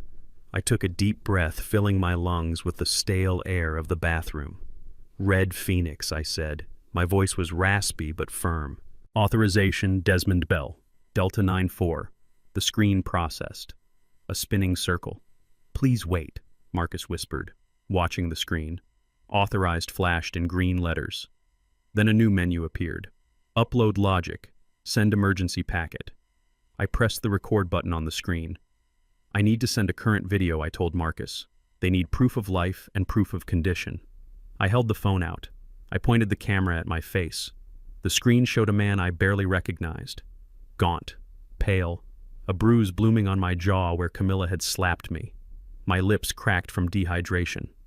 I hit record. "My name is Desmond Bell," I said, looking into the lens. "It is 2:15 a.m. on Friday. I am being held against my will in my own home by my wife Camilla Bell and my stepson Ethan. I have been denied insulin for 3 days. I am being starved. They have stolen funds from my decoy wallet. Ethan is armed and unstable. Do not send the police. Execute the extraction protocol. The code is Red Phoenix. The entry point is the rear patio door. The target is hostile. Get me out." I stopped the recording. I attached the video file to the data packet that was already queued in the system. I looked at the send button. Once I pressed this, there was no going back. This was not just a lawsuit. This was a paramilitary operation. Ms. Harper's team would come in hard. They would use flashbangs. They would use force. My house would be a war zone. I looked at Marcus. "You need to leave, son," I said. "Go back out the window. Go to your car. Drive 2 blocks away and wait. When you see the black SUVs arrive, you can come back. But do not be here when they breach. They might mistake you for a hostile." Marcus shook his head. "I am not leaving you. What if Ethan comes down?" "If he comes down, I have this," I said, patting the mattress where the tire iron was hidden. "Go. You have done enough. You have a future. Do not risk it." Marcus hesitated. He looked at the phone in my hand. "Did it send?" he asked. I pressed the button. Sent appeared on the screen. Confirmation. Harper Legal Priority Inbox. "It is done," I said. "Now go." Marcus squeezed my shoulder. "Hang on, Mr. Bell. Just a little longer." He climbed back up to the window. It was harder getting out than getting in. I watched his legs disappear into the night. I closed the window, but I could not latch it. I slumped back against the tub. The message was out. The alarm was ringing in a silent office in downtown. Within minutes, Ms. Harper's phone would wake her up. Within an hour, a team would be gearing up. I crawled back to the bed. I hid Marcus S.'s phone under the mattress next to the tire iron. Now I just had to wait. I lay in the dark, listening to the house settle. Upstairs, the pacing had stopped. Ethan must have gone to bed. He was sleeping on a bed of money, thinking he was safe. He did not know that the phoenix was rising. I closed my eyes and focused on the image of Ms. Harper. I had known her for 15 years. She was a woman who ate sharks for breakfast. I imagined her reading the email. I imagined the cold fury in her eyes. She would not call the cops. She would call the cavalry. And when they arrived, they would not be reading anyone their Miranda rights. They would be neutralizing threats. I checked my pulse. It was fast, erratic. The sugar was eating me, but I had a deadline now. I just had to survive until sunrise. "I am coming for you, Camilla," I whispered to the ceiling. "Sleep well. It is the last good sleep you will ever have." 4 in the morning is the darkest part of the night. It is the hour when the world is silent and the human spirit is at its weakest. I lay on the mattress with the tire iron gripped in my hand, listening to the rhythm of the house. Upstairs, the floorboards had stopped creaking hours ago. Ethan and Camilla were asleep. They were dreaming of yachts and jewelry bought with stolen money. They were confident in their victory. They believed I was broken, starving, and helpless in my cell. They believed that when the sun rose, they would force the final voice authorization out of me and discard me like trash. But they did not know about Red Phoenix. I watched the seconds tick by in my head. I had been counting since Marcus left. My internal clock was synced with the estimation of Ms. Harper's response time. If the email went through at 2:15, the team would need an hour to mobilize and 45 minutes to travel from the city. That put them at my door right about now. The silence was broken not by a knock or a siren, but by a sound that was almost more terrifying because of its subtlety.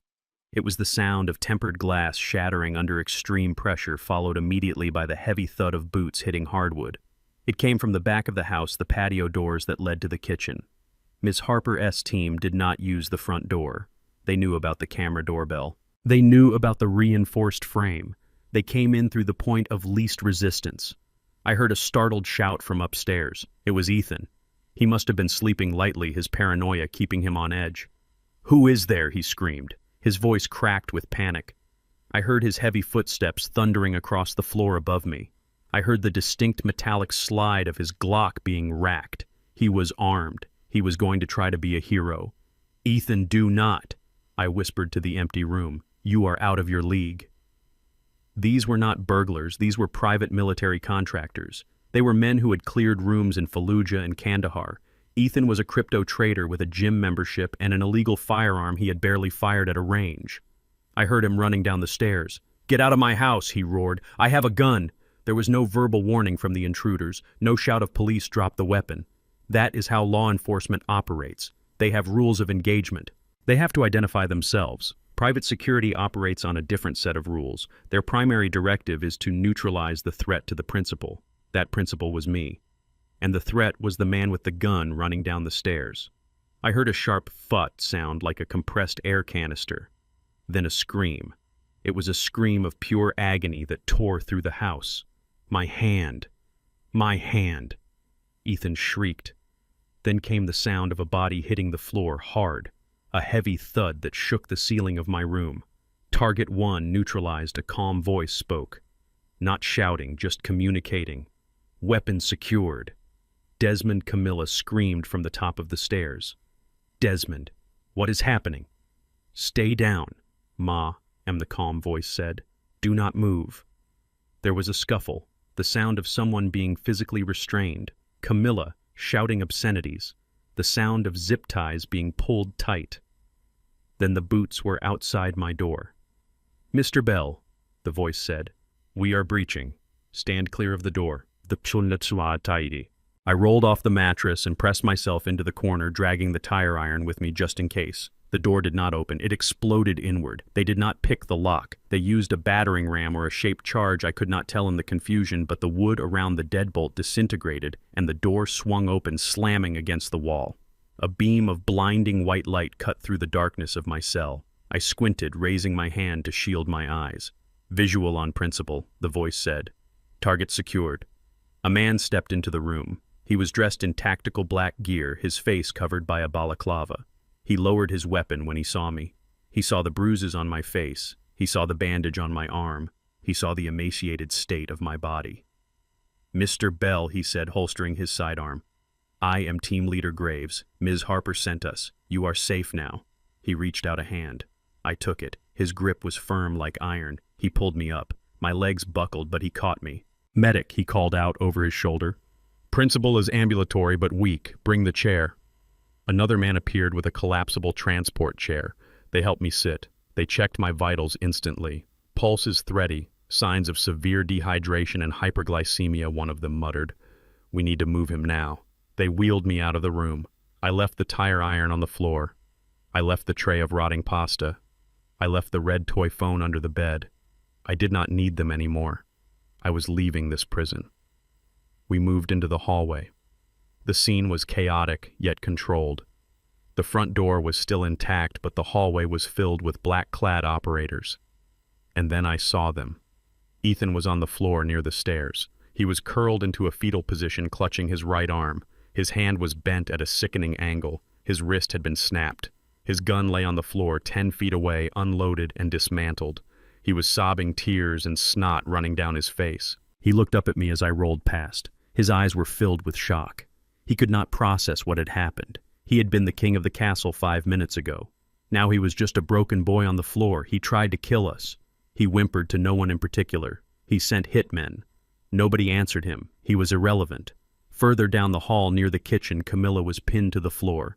A female operator had a knee in her back, keeping her flat. Camilla's silk robe was torn at the shoulder. Her hair was wild. She was not crying. She was struggling, thrashing against the restraint like a trapped animal. When she saw me in the chair, her thrashing stopped. She lifted her head. Her face was flushed with exertion and rage. "Desmond," she screamed. Her voice was shrill, hysterical. "You cannot do this. This is kidnapping. You are sick. You need help." I signaled for the team to stop. "Hold on," I rasped. Team Leader Graves hesitated, but he signaled his men to pause. "Mr. Bell, we need to get you to the vehicle," he said. "Just a second," I said. I looked down at my wife. The woman who had poured my insulin down the drain. The woman who had planned to spend my life savings on a vacation while I rotted. "You cannot leave," she screeched. "We are your family." "You are confused, Desmond. Tell them to let me go. You will not survive without us. You will not escape." She truly believed it. She was so deep in her own narcissism that she thought I was the one who was lost. She thought she owned me. I looked at her. I felt the vibration of the wheelchair beneath me. I felt the IV line the medic was already prepping. I felt the freedom of the open door ahead. I did not shout. I did not argue. I did not explain that I had recorded her conspiracy or that her son-in-law was a felon. I just smiled. It was a small smile. A smirk, really. Cold and final. It was the smile of a chess player who had just announced checkmate 5 moves before the opponent even realized the game was over. "You do not get it, Camilla," I whispered. "I am not escaping. I am evicting you." I signaled the team to move. "No," she screamed behind me. "No, come back here. The password Desmond. The main wallet. You owe us." Her voice faded as we exited the house. The night air hit my face. It was cool and fresh. It smelled of wet grass and exhaust. It was the sweetest thing I had ever smelled. A black armored van was waiting in the driveway. The engine was running. The sliding door was open. They lifted me inside. The interior was set up like an ambulance. Monitors, oxygen tanks, a stretcher. They moved me from the chair to the stretcher. "Secure the perimeter," Graves ordered into his radio. "Load up. We are leaving." "Wait," I said, grabbing his sleeve. "What about them? Are you arresting them?" Graves looked at me. His eyes were hard behind the mask. "We are not police, Mr. Bell. We are extraction. Our job is to get you out. The police will deal with the aftermath once Mrs. Harper files the evidence. But right now we are leaving them here." "Leaving them here?" I asked, confused. "Without you," Graves said, "and without the assets." Ms. Harper executed a remote lock on all your accounts 10 minutes ago. The main wallet is frozen. The house deed has been flagged. The credit cards are dead. I lay back on the stretcher. I understood. It was a punishment worse than arrest. They were left in the wreckage of the home they had destroyed. Ethan with a broken arm, Camilla with her delusions, Jasmine hiding in her room. And they had nothing. The money from the decoy wallet was gone, spent on deposits and orders that would never be fulfilled. The main wallet was a fortress they could never breach. They were sitting in a house that no longer belonged to them, waiting for the sun to rise and the reality of their poverty to set in. They were not in handcuffs yet, but they were in a prison of their own making. The van doors slammed shut. The world outside disappeared. I felt the vehicle accelerate. We were moving. "Where are we going?" I asked the medic who was inserting the IV needle into my arm. "A secure facility," the medic said efficiently. "Private clinic. Ms. Harper has a suite reserved for you. No visitors, no phones, just recovery. You are going to disappear for a while, Mr. Bell." Disappear. It sounded perfect. I watched the saline drip into the tube. I felt the hydration hitting my veins. My blood sugar was still a mess, but for the first time in days, I knew I wasn't going to die. I closed my eyes. I thought about the red toy phone under the bed. I hoped Marcus would find a way to retrieve it later. Or maybe the police would find it when they finally came for Ethan. It didn't matter. The real evidence was in the cloud. The real evidence was in my blood. I was safe. But as the van sped through the dark streets, carrying me away from the life I had built and the family that had betrayed me, I felt a pang of profound sadness. Not for the money, not for the house, but for the man I used to be. The man who trusted, the man who loved blindly. That man died in that guest room. The man in the ambulance was someone new, someone harder, someone who knew that the only person you can truly trust to save your life is yourself. I drifted into sleep, the rhythm of the road rocking me gently. When I woke up, I would be in a new world, a world where I was alone but free. And for now, that was enough. The morning sun streaming through the bulletproof glass of my private recovery suite felt warm, but the report Ms. Harper handed me was ice cold. She sat on the edge of my bed holding a tablet that was streaming a security feed from the First National Bank downtown. It was not a live feed, but a recording from an hour ago. Ms. Harper smiled a shark-like smile. "You might want to watch this, Desmond," she said. "It is the moment reality makes a withdrawal." On the screen I saw Camilla. She was wearing sunglasses and a scarf, trying to hide the fact that she had spent the night in a house with no front door. She walked up to the ATM in the lobby. I knew exactly what she was thinking. She wanted to pull the daily maximum from the decoy wallet before the freeze hit. She did not know the freeze had hit 10 seconds after I entered the extraction van. She inserted the card. She typed her PIN. I watched her tap the screen aggressively. Then she stopped. She hit the cancel button. She hit it again. The machine did not spit the card back out. I watched her posture change from arrogant to frantic. She slapped the machine. She looked around. Then she marched into the bank. Ms. Harper tapped the screen, switching to the interior camera view. Camilla stormed up to the teller. I could not hear the audio, but I could read the body language perfectly. She was demanding her card. She was demanding her money.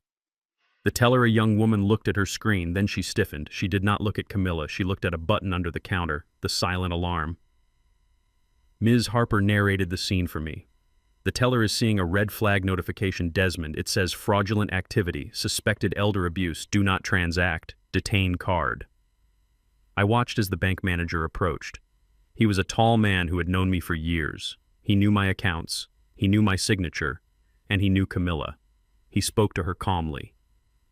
Camilla waved her arms. She pointed at her phone. She was probably showing them the transfer confirmation from the night before. Then the manager shook his head. He handed her a piece of paper. "It is a notice of frozen assets," Ms. Harper explained. "It tells her that not only is the decoy wallet locked, but her personal accounts, the joint checking, even the credit cards she opened in your name are all under federal investigation." Camilla screamed. I saw the other customers turn and stare. She grabbed the paper and ripped it up. She lunged at the counter. Security guards moved in. They did not touch her gently. They grabbed her by the elbows and marched her toward the door. She was kicking. She was screaming. It was a public humiliation, the kind she was terrified of. She was thrown out onto the sidewalk. She had no cash, She had no cards. Her car was low on gas. She stood there looking at the closed glass doors. For the first time in 15 years, she looked her age. She checked her pockets. She found a quarter. She is going to have to take the bus, Ms. Harper said. And she hates the bus. Ethan was having a worse morning. Ms. Harper swiped to the next video file. This one was dash cam footage provided by a repo recovery team. Ethan had bought a brand new luxury SUV the day after he got the decoy password. He had put down a massive cash deposit using a wire transfer from the stolen funds. He thought he was driving a trophy. He did not know that the dealership had received a chargeback notice at 9 a.m. The funds were flagged as stolen. The car was technically stolen property. The video showed Ethan driving down the main boulevard. He was driving fast, weaving through traffic with his good hand. His other arm, the one the security team had broken, was in a sling. He was probably rushing to a lawyer or a fence trying to sell the car for cash before the net closed. Suddenly, the brake lights flared. The SUV slowed down. It did not stop because Ethan hit the brakes. It stopped because the dealership had activated the remote kill switch. The engine died in the middle of a busy intersection. Ethan pounded on the steering wheel. I could see him screaming through the windshield. He tried to restart it. Nothing. The dashboard was dead. Cars behind him started honking. Traffic began to back up. Then the tow truck appeared. It was not a polite tow truck. It was a repo snatch truck. It backed up aggressively toward the front of the SUV. Two large men jumped out. They did not knock on the window. They hooked the chains to the front axle in seconds. Ethan opened the door and stumbled out. He was waving his good arm, shouting at them. "Hey, that is my car. I paid for that." One of the repo men turned around. He was twice Ethan's size. "Payment bounced, buddy," he said loud enough for the dash cam to pick up. "This ride belongs to the bank now. Step away or get towed with it." Ethan tried to grab the chain. The repo man shoved him. Ethan fell hard on his injured side. He screamed, clutching his broken wrist. He rolled on the asphalt right in the middle of the crosswalk. A crowd had gathered. People were filming with their phones. "Look at the crypto king now," I whispered. The tow truck lifted the front of the SUV. Ethan scrambled up, trying to open the passenger door, trying to grab something from inside, maybe his laptop, maybe his stash of cash. The repo man locked the door. "Personal items can be retrieved at the impound lot after you pay the recovery fee," the man said. They drove off, dragging the luxury SUV away. Ethan was left standing in the intersection. He was wearing expensive clothes, but he looked like a beggar. He had no car, he had no phone, it was likely in the car. He had a broken arm, and he had an audience of strangers laughing at his misfortune. He looked around, wild-eyed. He realized he had nowhere to go. He could not go home. The door was broken. He could not go to the bank. The accounts were frozen. He could not call Camilla. He started to limp down the street. My secure phone rang an hour later. It was a number I did not recognize, but the area code was local. Ms. Harper looked at it. "It might be Jasmine," she said. "She is the only one not in custody or transit yet. Do you want to talk to her?" I hesitated. Part of me wanted to let it ring. I wanted to cut the cord completely. But the father in me, the part that had paid for ballet lessons and college tuition, needed to hear it. I needed to know if there was any remorse left in her soul. I picked up. "Hello." Dad Jasmine's voice was shrill. It was not the voice of a daughter concerned for her father's health. It was the voice of a woman inconvenienced. "Where are you?" she demanded. "Do you have any idea what is happening here?" "I am safe, Jasmine," I said calmly. "Which is more than I can say for you." "Safe," she scoffed. "You are selfish." "That is what you are." "The police were here, Dad. They put yellow tape around the house. The neighbors are all out on their lawns, staring. Mrs. Gable asked me if we were running a meth lab. Do you know how embarrassing this is?" I closed my eyes. I waited for the words, "I am sorry." I waited for, "Are you okay?" I waited for, "We made a mistake." But they did not come. "You made us look like criminals," she continued. "Ethan is hurt. Mom is wandering the streets because her cards do not work. And I am here dealing with the landlord who says we are being evicted because the lease was in your name. You need to fix this. You need to call them and tell them it was a misunderstanding. Send money, Dad, right now." I felt a coldness settle in my chest. It was the final death of the hope I had carried for 20 years. "I did not make you look like criminals." "Jasmine," I said, my voice steady.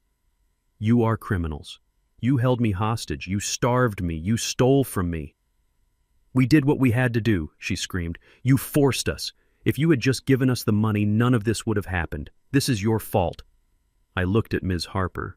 She was watching me, her expression sad but supportive. She knew this was the moment.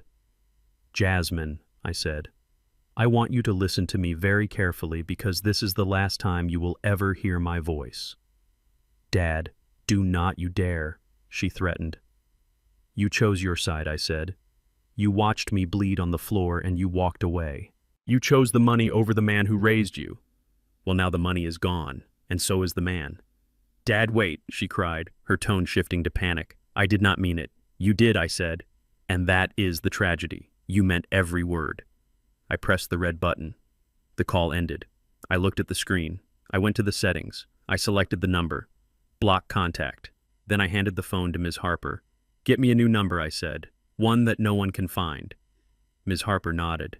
"It is done, Desmond. You are a ghost to them now." I leaned back in the pillows. I was tired. My body was still weak from the ordeal, but my spirit felt lighter than it had in years. The toxicity was gone. The leeches had been removed. I was alone in a hospital room. I had no wife. I had no daughter. But I had my dignity. I had my life. And I had a war chest of evidence that was about to rain down on them like fire. The recovery suite was quiet, but the war was far from over. Mrs. Harper walked in on Tuesday morning, and she did not look like a woman who had won a victory. She looked like a general who had just spotted enemy reinforcements on the horizon. She threw a thick legal packet onto my bed. "They found a lawyer," she said. "A man named Silas Thorne. They call him the Vulture. He does not take cases to win. He takes them to destroy the reputation of the opponent, so they settle out of court." I picked up the papers. My hands were steady now, thanks to the proper insulin regimen and 3 days of actual food. I read the cover sheet. Emergency petition for guardianship. Plaintiff Camilla Bell. Defendant Desmond Bell. I flipped to the next page. It was a countersuit. Defamation of character. Intentional infliction of emotional distress. And the most galling accusation of all, substance abuse leading to paranoia.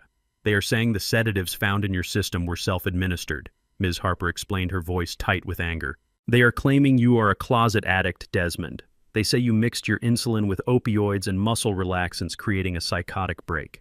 They claim the kidnapping was a hallucination brought on by a bad trip." I laughed. It was a dry sound. "So I boarded up my own window. I locked myself in from the outside. I starved myself until I was in ketoacidosis." "That is their story." "It is a good story," Ms. Harper admitted, "if you do not have the evidence.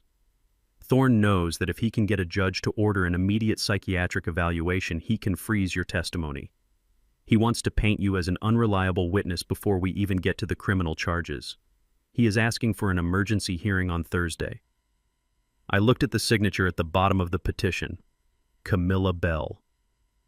Even after everything, even after the humiliation at the bank, she was still signing her name to lies. She was doubling down. She believed that if she just lied loud enough and paid a lawyer dirty enough, she could bend reality back in her favor.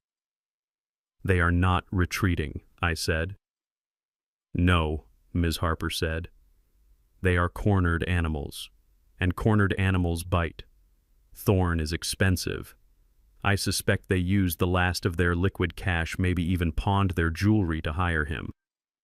This is their Hail Mary, Desmond. If this fails, they go to prison. If it works, they get control of you again." I closed the file. "Let them try," I said. "They think they are dragging a confused old man into court. They do not know they are dragging a Trojan horse inside the city walls." But there was a problem. A physical problem. The story about the hallucination fell apart if the physical evidence in the house remained intact. The reinforced door, the drilled window, the scratches on the floor where I hid the food. Ethan knew that. I looked at Ms. Harper. "Is the house secure?" She nodded. "We changed the locks yesterday. Installed military-grade biometrics. We also have perimeter cameras with motion sensors." "Why?" "Because Ethan is not smart," I said. "But he is desperate. And a desperate man knows that you cannot argue with a boarded-up window in court. You have to remove the window, or burn it." Ms. Harper pulled out her tablet. She tapped a few keys and brought up a live feed. "Let us watch," she said. That night, the feed from the front door camera flickered to life. It was grainy night vision, but the image was clear enough. A figure was approaching the house. He was wearing a hoodie pulled low over his face, but I recognized the walk. I recognized the sling on his right arm. It was Ethan. He was carrying a red gasoline can in his good hand. He stopped at the bottom of the porch steps. He looked around nervously. The street was empty. He thought he was alone. He thought the house was empty and unguarded. He did not know that 20 miles away I was watching him on an iPad. He walked up the steps. He approached the front door. He reached into his pocket and pulled out his key ring. He selected the key to the front door. The key I had given him 5 years ago when he married my daughter. He tried to insert it into the lock, but there was no keyhole. Ms. Harper's team had replaced the standard deadbolt with a bioscanner plate, a flat black surface that required a fingerprint and a thermal signature to open. Ethan froze. He stared at the lock. He tried to jam the key into the crack of the doorframe. He pushed. He kicked the door with his boot. "Open," he hissed. I could hear him through the camera microphone. "Open, you stupid piece of junk." He backed up. He looked at the windows. He walked around to the side of the house toward the guest room, the room where he had held me. I switched the camera view to the side yard. Ethan was standing in the flower bed. He was looking at the plywood covering the window, the plywood he had installed. It was the evidence that would send him to prison for 20 years.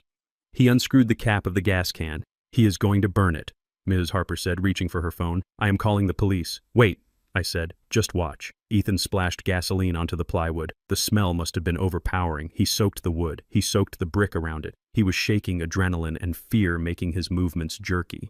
He pulled a lighter from his pocket. He flicked it. The flame danced in the dark.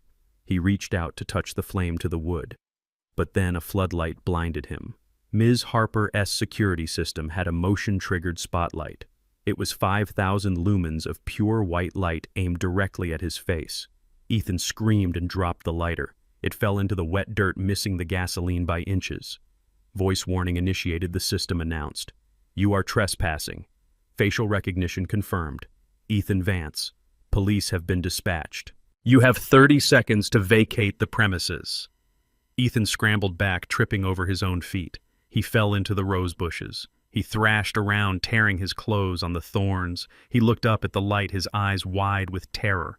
He realized in that moment that the house was not just a building anymore. It was a fortress, and it was fighting back. He grabbed the gas can and ran. He did not look back. He sprinted across the lawn, his broken arm flapping against his chest, disappearing into the shadows of the neighborhood. I watched him go. "He did not burn the evidence," I said calmly. "He just added to it.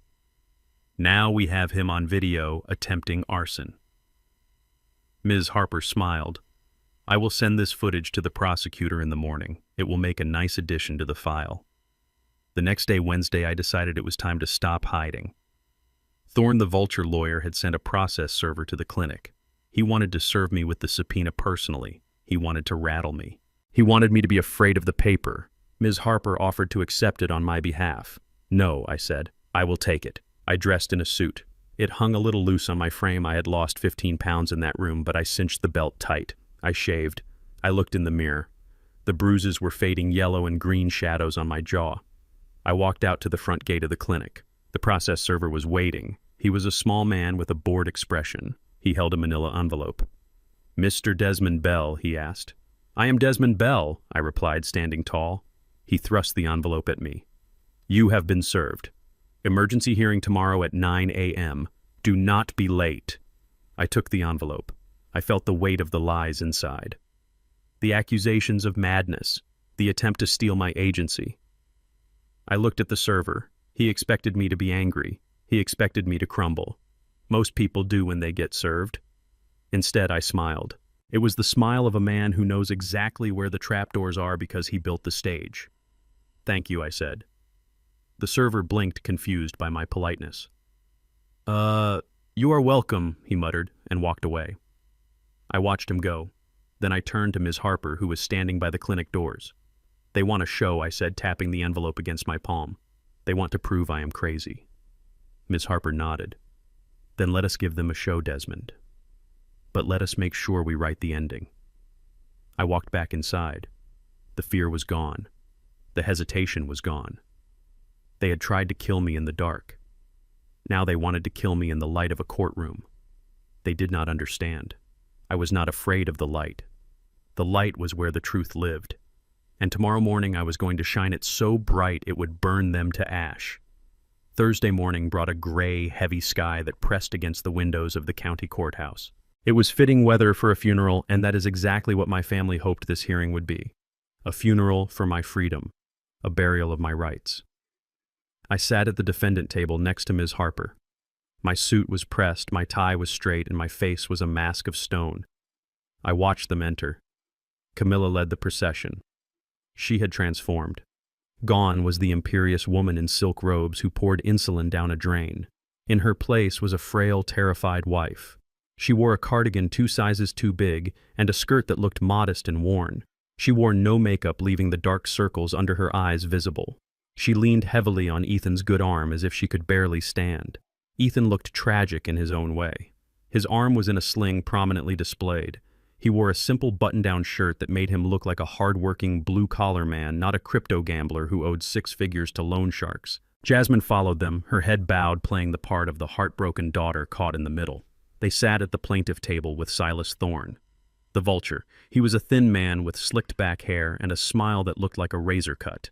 He arranged his papers with precise, predatory movements. He did not look at me. To him, I was just a carcass to be picked clean. "All rise," the bailiff announced. Judge Holloway entered. She was a stern woman with reading glasses perched on the end of her nose. She looked tired. She looked like a woman who had seen too many family disputes and just wanted to get through her docket. That was dangerous. A tired judge takes shortcuts. And guardianship was the ultimate shortcut. Thorne stood up. He did not waste time. "Your Honor," he began, his voice smooth and deep, "we are here today to prevent a tragedy. We are here to save a man from himself. Mr. Desmond Bell is a beloved husband and father, but he has fallen into the grip of a terrible addiction, an addiction that has induced paranoia, violence, and psychosis." He gestured to me. "He believes his family is trying to kill him. He hallucinates conspiracies. He boards up windows to keep out imaginary snipers. And in his confusion, he has become a danger to the very people who have devoted their lives to his care." He called Camilla to the stand. She walked slowly, trembling as she took the oath. She sat down and looked at the jury box, even though there was no jury for this hearing, just the judge. But she knew how to play to the room. Mrs. Bell Thorne asked gently, "Tell us about the night of Tuesday the 12th. Camilla took a shaky breath. She pulled a tissue from her sleeve and dabbed at her dry eyes. "It was horrible," she whispered. Desmond had been acting strange for weeks. He stopped eating. He stopped sleeping. He was mixing his insulin with pills he bought online. He said they helped him think. She looked at me, and for a second the mask slipped. I saw the gleam of malice. Then she looked back at the judge, and the tears came. That night he snapped. He started screaming that we were stealing his bitcoins. He grabbed a tire iron. He chased Ethan. He hit him. That is how Ethan's arm was broken. Objection. Ms. Harper said calm but firm. Medical reports show Mr. Vance's arm was broken by a high-velocity impact, consistent with a non-lethal projectile, not a blunt instrument. Sustained, the judge said. Stick to what you saw, Mrs. Bell. I saw hate, Camilla sobbed. He locked himself in the guest room. He nailed the window shut. We tried to get him to come out. We brought him food. We begged him. But he just screamed that we were poisoning him. He was starving himself, Your Honor. We called the police, but he tricked them. He pretended to be sedated. We were terrified he would die in there. Thorne walked closer to the witness stand. Mrs. Bell, did he ever hurt you physically? Camilla hesitated. It was a perfect dramatic pause. I did not want to say anything, she murmured. I did not want him to get in trouble. But yes. She began to unbutton the cuff of her oversized cardigan. She rolled up the sleeve of her left arm. The courtroom went silent. Her forearm was covered in bruises, deep purple and black marks shaped like fingerprints. They looked like the marks of a violent grip. He grabbed me, she whispered, when I tried to bring him water. He twisted my arm. He said he would break it like a twig. I stared at her arm. The bruises were real. I knew they were real because I knew how Camilla's mind worked. She had not used makeup. Makeup rubs off. Makeup can be proven false. She had done that to herself. Or she had let Ethan do it to her. She had allowed her son-in-law to brutalize her own flesh just to frame me. It was a level of commitment to the lie that was almost admirable in its depravity. Judge Holloway leaned forward, staring at the bruises. Her face hardened. She looked at me, and I saw the shift. She saw a wife-beater. She saw an addict. The narrative was taking root. Ms. Harper leaned over to me. "Do not react," she whispered. "Do not shake your head. Do not look angry. If you look angry, you prove their point." I sat perfectly still. I forced my breathing to remain steady. Inside, I was screaming. I wanted to stand up and shout about the insulin sink. I wanted to shout about the white bread. But I remained a statue. Thorne looked satisfied. "No further questions." "Your Honor." Ms. Harper stood up. "We reserve our cross-examination for the defense presentation." "Your Honor." It was a strategic move. Let them build their house of cards as high as they wanted. The higher it went, the harder it would fall. Thorne called his next witness. "The defense calls Dr. Aris to the stand." A man walked in. He was wearing a three-piece suit and a bow tie. He carried a leather briefcase. He looked like every TV doctor ever cast. He projected authority. He projected knowledge. He took the stand. "Dr. Aris," Thorne said, "please state your credentials for the court." "I am a board-certified psychiatrist specializing in geriatric dementia and substance abuse psychosis," Dr. Aris said. His voice was pompous and clipped. "I have testified in over 200 competency hearings." "And have you examined the defendant, Mr. Bell?" "I have reviewed his medical history," Dr. Aris said. "And I have analyzed the video evidence provided by the family." "Video evidence," Ms. Harper said sharply. "We have not received any video evidence in discovery." "It was submitted this morning," Thorne said, smiling. "It is admissible for an emergency hearing." He pulled a remote from his pocket and pointed it at the large screen on the wall. The screen flickered to life. The video was grainy. It was shot from a cell phone held vertically. It showed me in the kitchen. I was wearing my pajamas. I was shouting. I was throwing a plate against the wall. "You are all vultures," I screamed in the video. "Get out of my house." It looked damning. It looked like a man out of control. But I knew the context. That video was from 3 months ago. I had just experienced a severe hypoglycemic episode, a low blood sugar crash. When your sugar drops that low, your brain starves. You get confused. You get aggressive. It is a medical emergency, not a psychotic break. Ethan had filmed it instead of getting me juice. He had kept it. He had been saving it for a moment like this. Dr. Aris looked at the judge. "This behavior is classic," Dr. Aris lectured.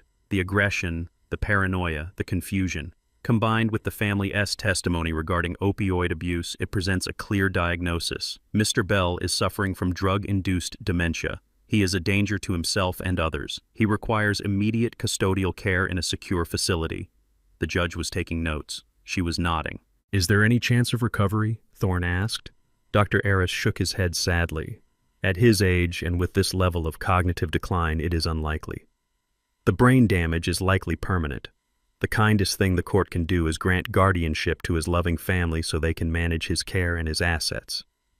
Thorne rested his case. He walked back to his table and sat down. He patted Ethan on the shoulder. Ethan smirked. He looked at me across the aisle. His eyes said, "We got you." The courtroom felt heavy. The air was thick with the weight of their lies. I could feel the eyes of the bailiff on me. I could feel the judgment of the court stenographer.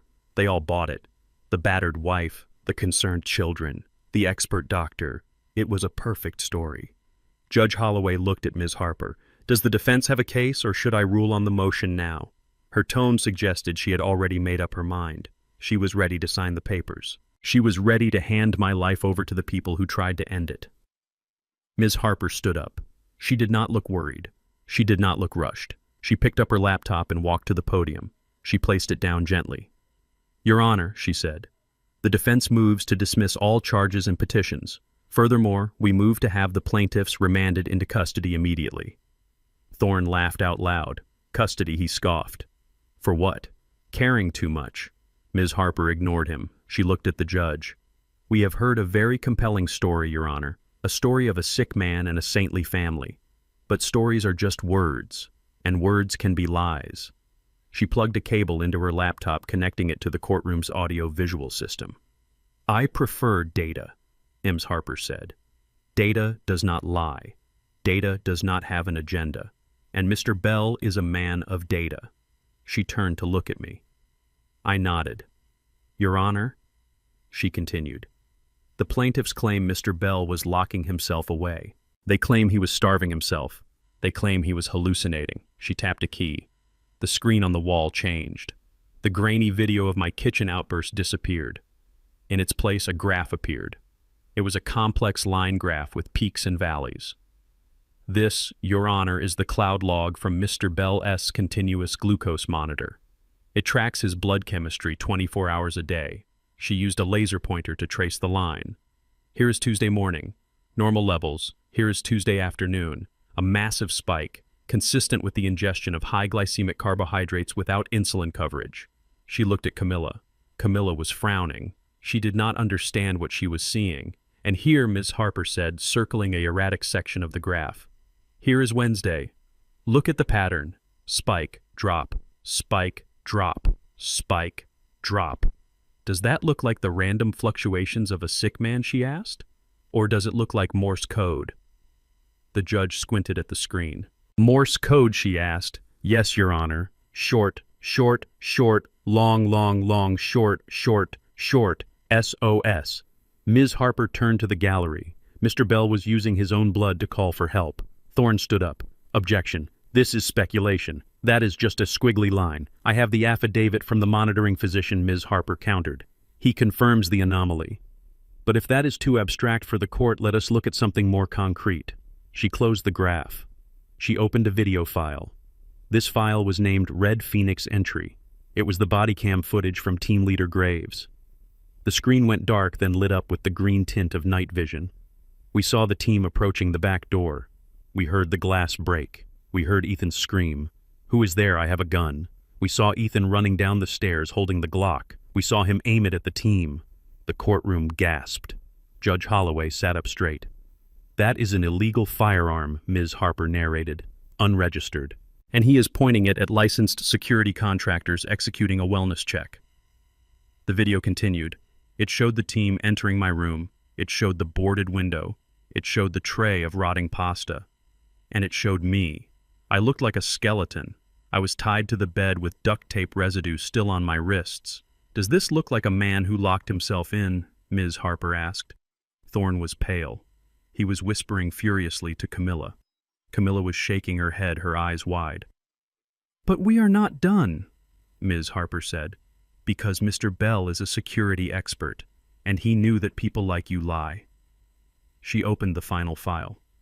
This, Your Honor, is the audio recorded by a device hidden under the bed in the guest room. She pressed play. The sound was crystal clear. We give him 3 days, Ethan's voice filled the courtroom. We starve him. We dehydrate him. And if he does not break, Camilla's voice followed. Then we finish it. We give him a bolus. A massive dose. We call 911. We say it was an accidental overdose. The recording continued. It played the sound of Ethan choking me. It played the sound of me giving the password. It played their celebration. We are rich. $500,000. Let him rot. The silence in the courtroom was absolute. It was the silence of a vacuum. Camilla stood up. That is fake, she screamed. Her voice was shrill, breaking the spell. That is AI. They made it up. That is not my voice. Sit down, Mrs. Bell, the judge barked. Ms. Harper looked at Camilla. We have the voice biometrics matched, Your Honor. It is her. And we have the transaction logs from the decoy wallet. The money went straight to an offshore account controlled by Mr. Vance. She turned to the judge. Your Honor, this was not an intervention. This was a hostage situation. This was extortion. And it was attempted murder. Judge Holloway looked at the plaintiffs. She looked at the bruises on Camilla's arm. Now she saw them for what they were. Props. She slammed her gavel down. It sounded like a gunshot. Bailiff, take the plaintiffs into custody immediately. Ethan tried to run. He jumped up, knocking his chair over. He scrambled toward the door, his broken arm flapping in the sling. The bailiff tackled him before he made it 5 feet. Camilla froze. She looked at me. Her eyes were pleading. Desmond, tell them, she begged. Tell them we love you. I stood up. I buttoned my jacket. I looked her in the eye. You do not love me, Camilla, I said, my voice carrying to every corner of the room. You loved my wallet, and now you have lost both. The officers handcuffed her. They handcuffed Jasmine, who was sobbing silently. As they were dragged out of the courtroom, Camilla screamed my name one last time. But I did not turn around. I looked at the judge. "Thank you, Your Honor," I said. Judge Holloway looked at me with respect. "Mr. Bell," she said, "you are free to go." I walked out of the courtroom. Ms. Harper walked beside me. "We did it," she said. "Not yet," I replied. "This was just the battle. Now I want the war, I want the sentencing, and I want my life back." We walked into the hallway. The press was there. Cameras flashed. Reporters shouted questions. "Mr. Bell, how did you survive? Mr. Bell, what do you have to say to your family?" I stopped. I looked into the cameras. "I have nothing to say to them," I said. "But I have something to say to everyone else. Never underestimate the quiet ones, and never ever mess with a man as Insulin." I walked through the crowd. The sun was shining outside. It was a new day, and I had a lot of living left to do. Ms. Harper was not finished. She stood in the center of the courtroom like a conductor ready to bring the symphony to its violent crescendo. She tapped the laptop keyboard again. The screen behind her flickered and changed. The grainy video of my kitchen outburst vanished, replaced by a stark, clinical grid. It was a graph, a line chart with peaks and valleys jagged and erratic like the heartbeat of a dying star. "This, Your Honor," Ms. Harper said, her voice cutting through the murmurs of the gallery, "is the unedited cloud data from Mr. Bell's continuous glucose monitor. It is a biological record of torture." She used the laser pointer to trace the line. "You can see the baseline here, normal range. This was before the kidnapping. And here on Tuesday morning the chaos begins." The line spiked vertically. It went off the chart. "This represents a blood sugar level of over 400 m's, Harper explained. "It coincides exactly with the time Mr. Bell testified he was force-fed high-sugar carbohydrates and denied his corrective insulin." Silas Thorne jumped up. "Objection, Your Honor," he shouted. "This is circumstantial. Diabetics have fluctuations. This proves nothing but poor diet management." Ms. Harper did not even look at him. "Poor diet management does not create Morse code, Mr. Thorne," she said coldly. She zoomed in on the Wednesday section of the graph. The line oscillated with mechanical precision. Up, down, short, short, short, long, long, long, short, short, short. The courtroom fell silent. It was undeniable. It was not biology. It was language. "This is a distress signal," Ms. Harper said. "Mr. Bell was using his own body as a telegraph. He was dying by inches to send this message. Does this look like the behavior of a man in a drug-induced stupor? Or does it look like a man fighting for his life with the only weapon he had left?" Camilla stared at the screen. Her mouth opened slightly. She looked at the jagged line, and for the first time she saw the monster she had created. She saw the evidence of her own cruelty written in data points. But Ms. Harper was just getting started. She closed the graph. She looked at Ethan. He was sweating now, shifting in his seat, his good hand gripping the table. He knew what was coming, or he thought he did. "Mr. Bell is a retired security engineer," Mrs. Harper addressed the judge. "He spent 40 years anticipating threats. He knows that systems fail. He knows that backups are essential. And he knows that sometimes the best camera is the one nobody notices." She reached into her briefcase. She pulled out a plastic evidence bag. Inside was a pair of thick black-rimmed reading glasses. They looked old, scratched, held together by a bit of tape on the hinge. "Mr. Bell's reading glasses," she said. "Ethan Vance threw them in a trash bin on the first day of the confinement. He thought they were garbage. He did not know they were a prototype surveillance device Mr. Bell was testing for a security firm." Ethan's face went white, a sickly ash color. "These glasses have a 120-degree wide-angle lens hidden in the bridge," Ms. Harper continued. "They record high-definition video and audio to an internal memory chip. It is motion-activated, and it has a battery life of 7 days." She plugged a cable into the evidence bag, connecting the glasses directly to the system. "Let us see what Mr. Bell saw." She hit play. The screen on the wall exploded with light. The angle was first-person shaky, but clear. It was the bathroom. My bathroom. We saw the sink, we saw the marble counter, and we saw Camilla. She was standing there in her silk robe. She was holding the insulin pen. The video quality was so good you could see the dust motes dancing in the light. You can hear the audio perfectly. "How high is it now?" she asked in the video, her voice dripping with malice. 500.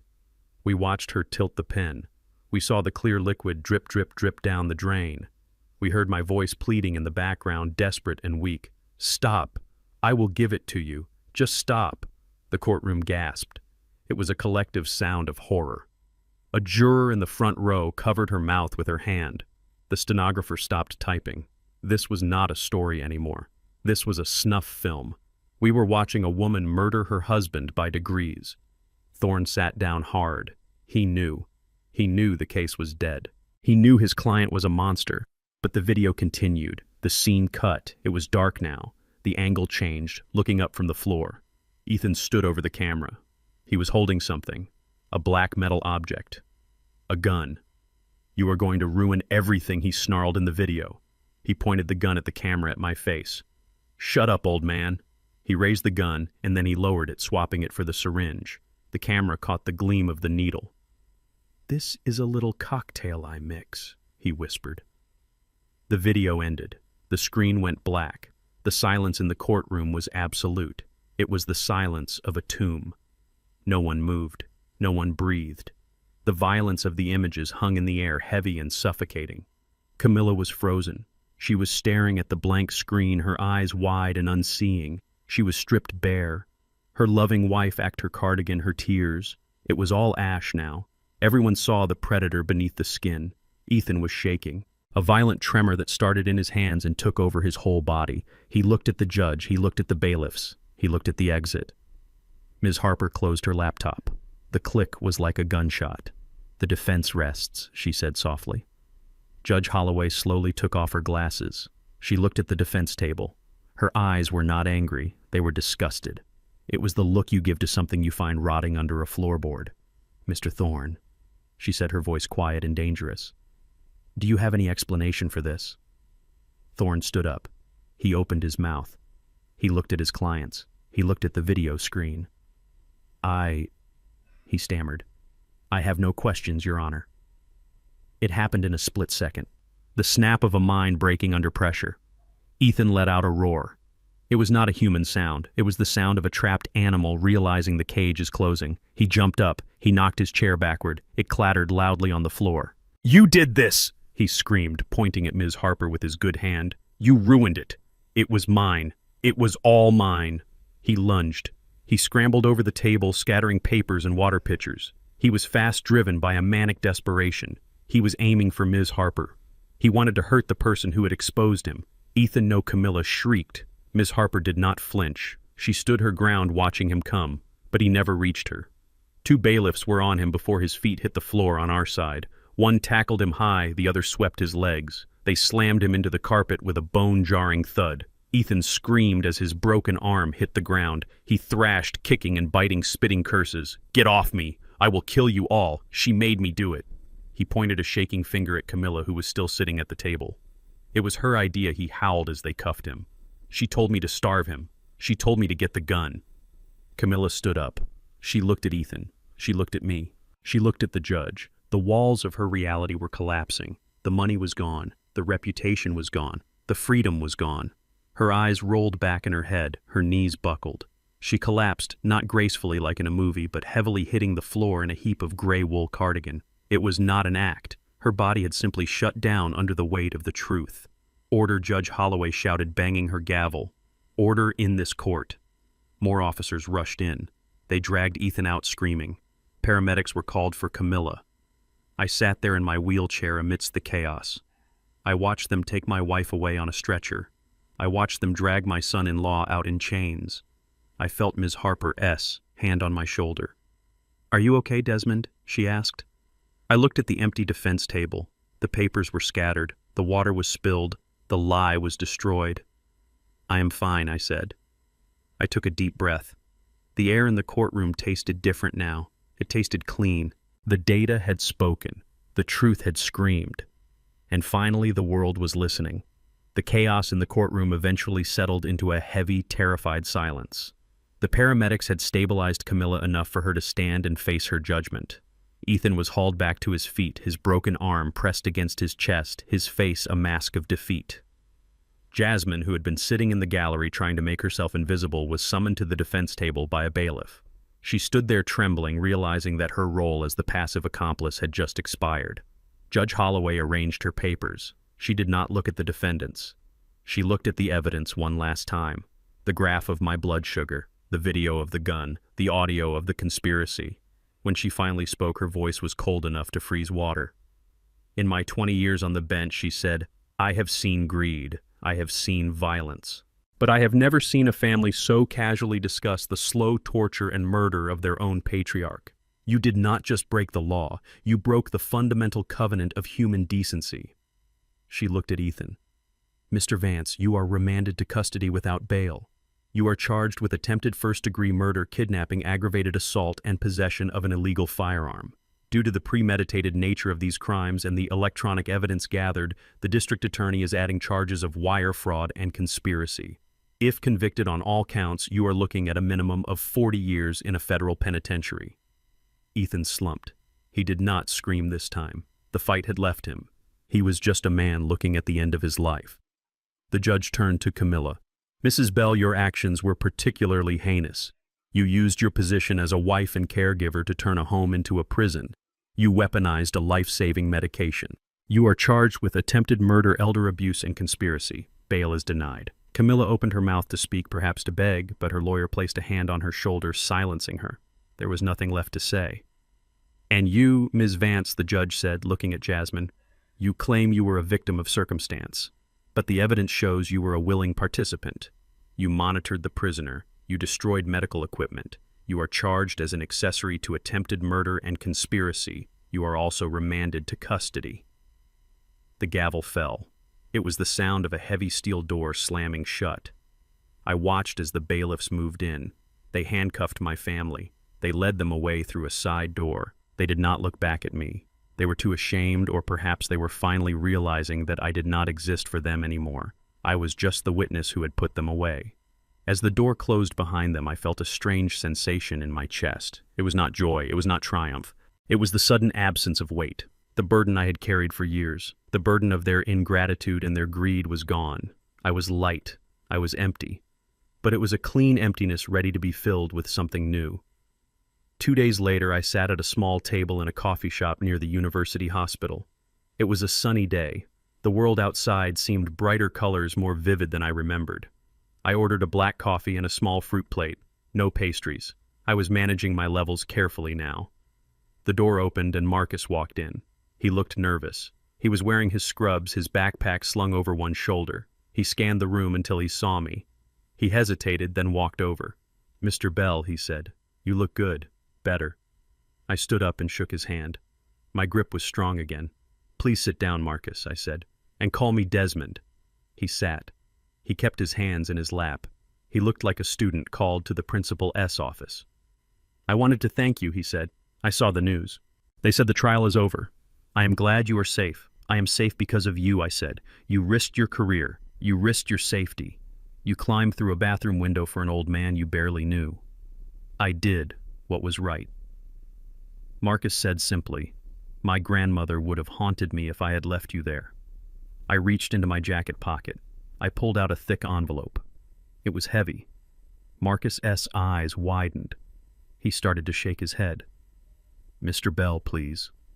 I did not do it for money. I cannot take your money. I smiled. I knew he would say that. That is why I liked him. That is why he was different from Ethan. This is not cash, Marcus, I said, sliding the envelope across the table. Open it. He hesitated, then picked it up. He opened the flap.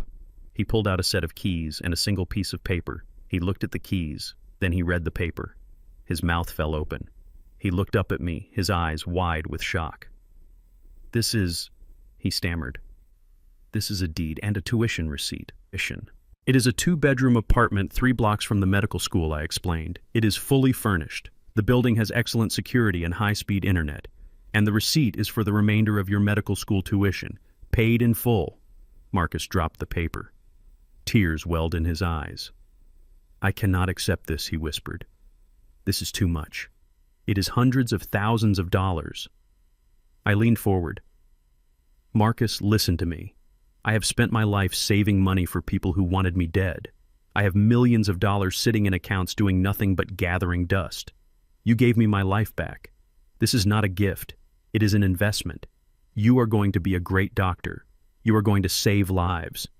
I am just making sure you have a place to sleep while you do it. He looked at the keys again. He picked them up, feeling the weight of the metal. "Thank you," he choked out. "I do not know what to say." "You do not have to say anything," I said. "Just promise me one thing. When you are a doctor and you see an old man who looks like nobody cares about him, you listen to him. You look at his eyes, not just his chart." "I promise," Marcus said. "I swear." We finished our coffee. We talked about his classes.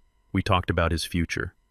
For the first time in a long time, I felt like a father figure to someone who actually deserved it. When we parted ways outside the coffee shop, I watched him walk down the street, his step lighter, his future bright. I felt a warmth in my chest that had nothing to do with the sun. The final step was the hardest but the most necessary. I stood in front of the house, my house, the house where I had raised Jasmine, the house where I had married Camilla. It was empty now. The police tape was gone, but the lawn was overgrown, the windows were dark, it looked like a skull. I did not go inside. I did not need to. I had hired a company to clear it out. They were instructed to sell everything. The furniture, the clothes, the electronics. The proceeds were to be donated to the Juvenile Diabetes Research Foundation. It felt like poetic justice. The money Camilla and Ethan had tried to kill me for would now go to curing the disease they had weaponized against me. I met the real estate agent in the driveway. She handed me a clipboard. "Are you sure, Mr. Bell?" she asked. "The market is a little soft right now." We could wait. I signed the paper without hesitation. "Sell it," I said. "I do not care about the price. Just get it off my hands. I want it gone by the end of the month." She nodded, taking the clipboard. "Consider it done." I walked back to the waiting car. It was a town car. My driver opened the door. "To the airport, sir?" he asked. "To the airport," I confirmed. I got in.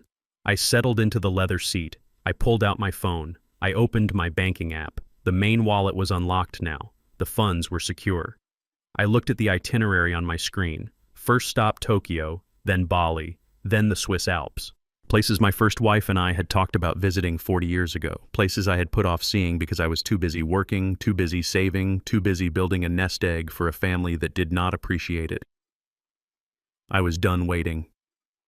The car moved onto the highway. I watched the city skyline recede in the rearview mirror. I watched the house, the courthouse, the hospital, all of it disappear into the distance. I checked my blood sugar on my new phone. 110. Perfect. I took a deep breath. The air in the car was cool and clean. I was Desmond Bell. I was 68 years old. I had no wife. I had no children. I had no home. But as the car sped toward the runway, where a private jet was waiting to take me above the clouds, I realized something profound. I had everything. I was alive. I was vindicated. And for the first time in my life, I was truly free. I closed my eyes and let the motion of the car lull me into a peaceful rest. The nightmare was over. The adventure was just beginning. Life teaches us that the hands closest to us often hold the sharpest knives. For decades, I believed my generosity would buy loyalty, but I learned that greed rots even the strongest bonds. True security is not found in bank accounts or encrypted passwords, but in the boundaries we set to protect our dignity. When the people you feed try to starve you, remember that saving yourself is never an act of selfishness. It is a necessary act of survival. You must be willing to walk away from anyone who threatens your peace, even if they share your last name. If you have ever had to cut off a toxic family member to protect your own future, hit that like button and subscribe to the channel for more stories of justice served.